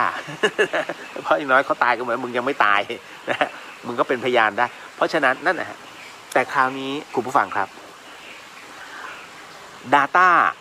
ในส่วนของครูบาอาจารย์ทั้งหมดทั้งมวลเนี่ยมีผู้รู้ได้บอกว่าทั้ง5 รูปนั้นนะครับมรณภาพเป็นที่เรียบร้อยแล้วตั้งแต่อยู่บนเครื่องท่านพอเครื่องบินเนี่ยขึ้นปุ๊บท่านเข้าสมาธิกันทุกรูปนะฮะนั่นคือจากผู้รู้บอกแล้วในขณะเดียวกันพอรับรู้ว่าเครื่องบินตกนั้นท่านดึงล่างเขาเรียกว่าถอดจิตออกมาทั้งหมดเลยทั้ง5 รูปพร้อมกันเพราะว่าทั้ง5 รูปนั้นมีบุพกรรมร่วมกันนั่นเองนะครูบาอาจารย์สายกรรมฐานนั้นท่านได้บอกเลยว่าครั้งหนึ่งทั้ง5 รูปนั้นนะครับจริงๆแล้วมีผู้หญิงอีกคนหนึ่งผู้หญิงคนนี้เป็นคุณหญิงนะตำแหน่งคุณหญิงซึ่งมาในไฟนั้นด้วยคุณหญิงท่านนี้ก็รู้จักพระทั้ง5 รูปดีเช่นกันนะเพราะว่าเคยร่วมอุปถากทั้ง5 รูปเลยแล้วคราวนี้พอเครื่องบินนั้นตกลงนะครับผู้รู้บอกว่าในอดีตชาตินั้นทั้ง5 รูปนั้นเป็นพี่น้องกันขออภัยทั้ง5 รูปกับอีก1 คนรวมถึงผู้หญิงคนนี้ด้วยเป็นพี่น้องกันแล้วปรากฏว่าในชาติหนึ่งนะทั้ง5 คนนั้นได้ร่วมกันทำกรรมเขาเรียกว่าไปสอยรังนกที่อยู่บนต้นไม้ฮะแล้วปรากฏว่าบนรังนกนั้นมีลูกนกอยู่ทำให้รังนั้นมันตกลงมาแล้วลูกนกนั้นก็ตกลงมาคอหักนะฮะตายยกรังด้วยบุพกรรมอันนี้นี่เองนะท่านถึงต้องรับกรรมพร้อมกันทั้ง6 คนก็คือ5 รูปกับอีก1 คนนั่นนะฮะเป็นเหตุให้เครื่องบินนั้นตกเหตุการณ์ยังมีต่อไปนะฮะเดี๋ยวเอาไว้มีโอกาสจะเล่าให้ฟังอยู่นะครับอันนี้แป๊บหนึ่งนะฮะคุณนัทธิราพี่เดียวครับถ้าเอาปัจจัยใส่ซองเป็นค่าเดินทางของพระถวายพระจะผิดไหมครับควรทำยังไงเมื่อถวายซองเสร็จปุ๊บนะฮะบอกว่าพระอาจารย์ครับอันนี้เป็นค่าปัจจัยถวายเป็นค่าเดินทางพอเสร็จปุ๊บนะฮะท่านน้องฮะให้เอาซองนั้นจับใส่ย่ามท่านเลยอย่าใส่มือท่านนะเป็นอันรับรู้แล้วฮะแค่ตรงนั้นไม่จำเป็นว่าต้องถวายเพราะเงินมันเป็นเรื่องบาดใจนะฮะให้ท่านรับรู้เท่าแค่นั้นจบฮะแล้วท่านก็แล้วคุณก็ใส่เข้าไปในที่ย่ามท่านเลยคุณพัฒมนเคยได้ยินว่าเซียนหมากของพระรูปหนึ่งที่จังหวัดอุดรกลายเป็นพระธาตุเช่นหมากเช่นหมากหรือชานหมากหรือเปล่า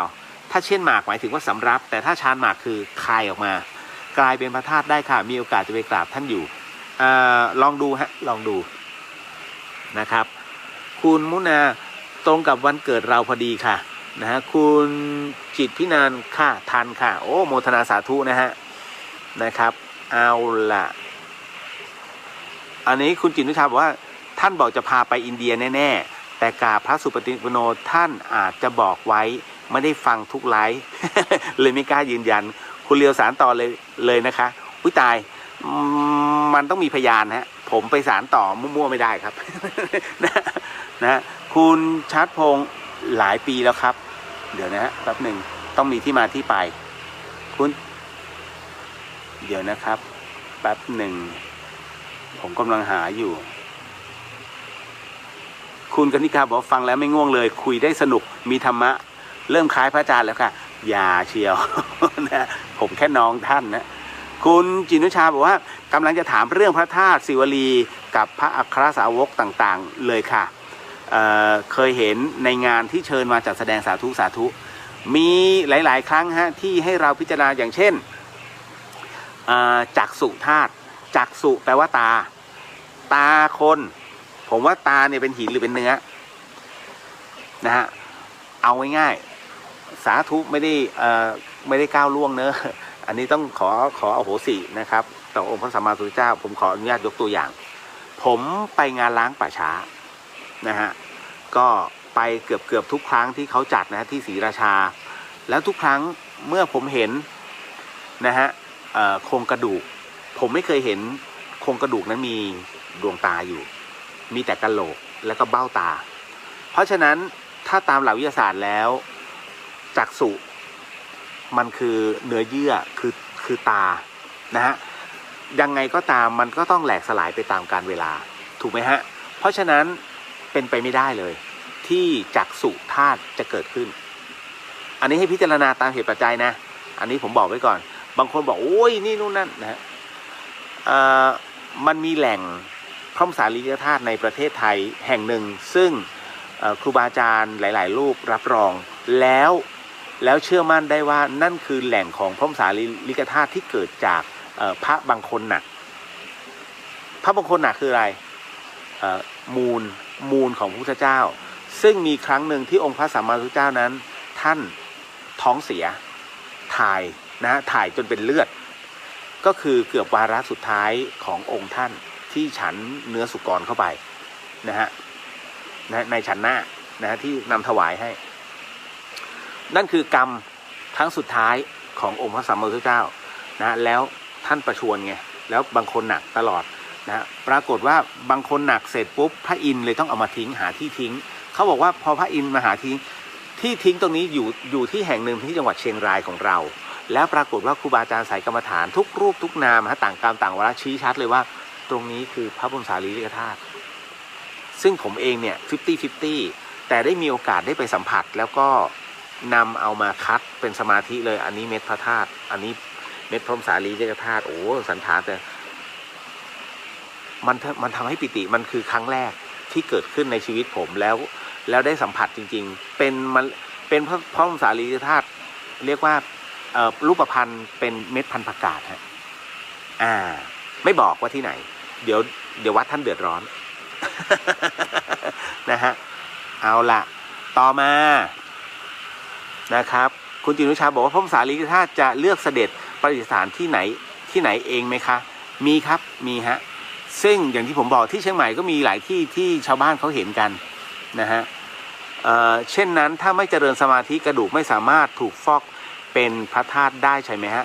ถูกต้องฮะมันมีหลายอย่างที่ต้องประกอบกันแม่ชีเยอะแยะเลยรวมถึงคฤหัสถ์หลายคนกระดูกก็เป็นพระธาตุก็มีนะฮะคุณชัดพงษ์ที่ธรรมสถานมีโอปปาติกะไหมครับผมสงสัยมานาน